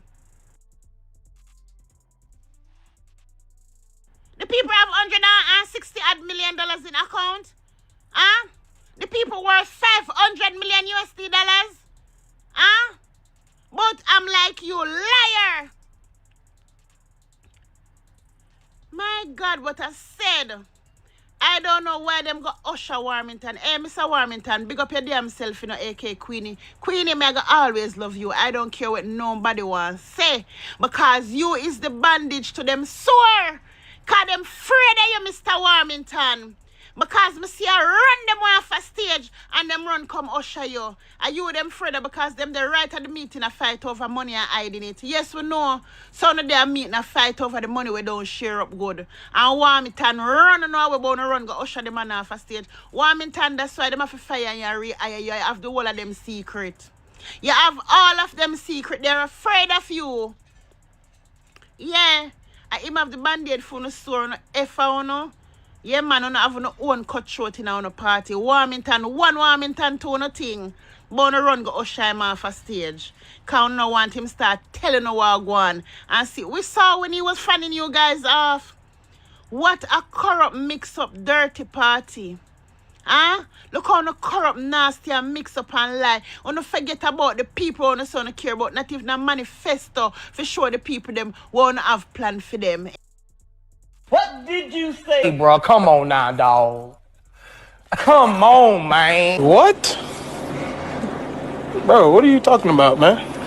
What can go so? What can go so?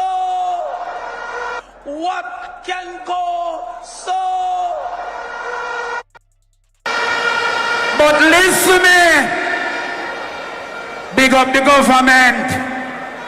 Respect. But you see me? The truth is just the truth. I have to respect it. Our country now run right. Our country now run right. All who believe me. Ain't not if not their manifesto. You know, I'll forget about manifesto. The way you know I run down power like me say you run in a relay without batting. Wicked. No, sir. Embarrassing. He needs some milk. Allegations out with barbecue him. See there on the news. Allegations out there with barbecue. Same rape people pitney. Raping woman. Right? Allegations out there with him. And without you no come and address it. I bet if it was over the opposition leader side, who would have it, I use it on campaign. But we don't know what phone party stand for already, because we know a certain amount of uno.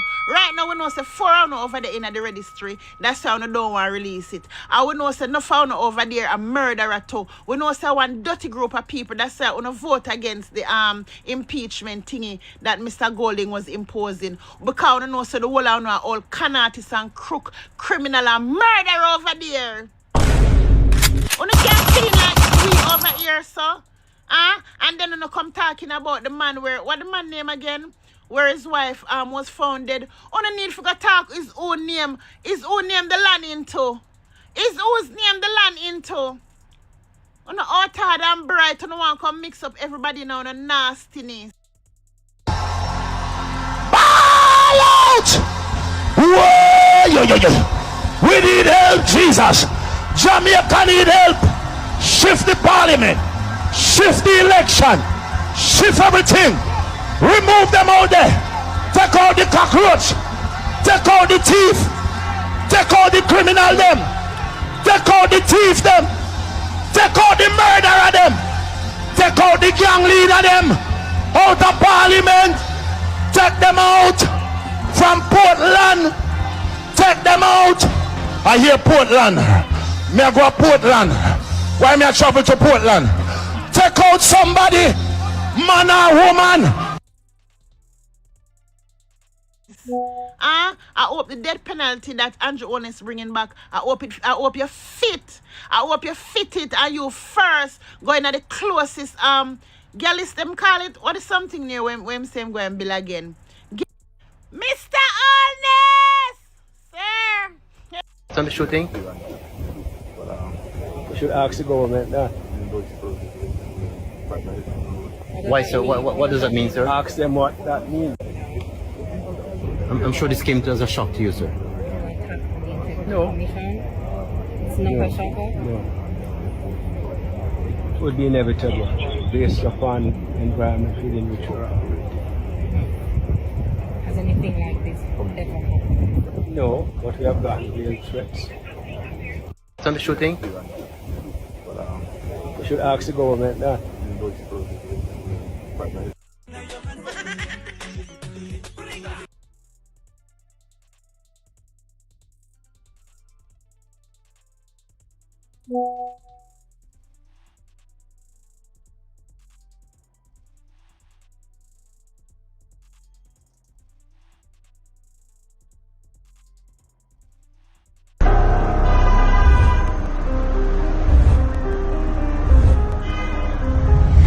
Jamaica's public health system is broken.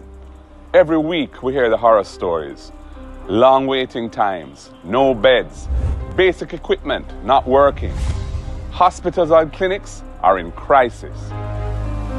While this government cuts ribbons, Jamaicans are being left to suffer in overcrowded, under-resourced facilities like this one. The next PNP government will change this. We're going to shift focus. We want to prioritize actual care for people when they're sick, not these mega projects with huge cost overruns and that can't finish years after they start. Refurbishing every operating theatre, creating urgent care centres island-wide so people stop waiting days for help on benches or floors.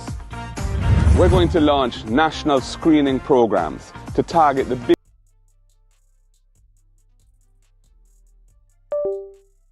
All right, my people. I don't know what is going on with the St. Thomas Parish meeting or the spot meeting or public meeting, but I showed you the official page that is being streamed on, and it don't start yet. And I know at 8 o'clock. I'm supposed to start from 6.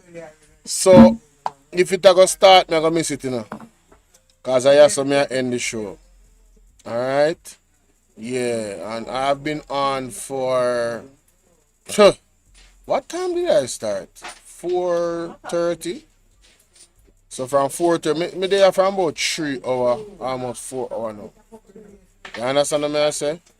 So I'm gonna end the live. I wanna thank everybody for being here. I appreciate you guys, you know, sticking with me. The 100 plus that is for those that came through early. Big up on yourself. I'm out. Peace.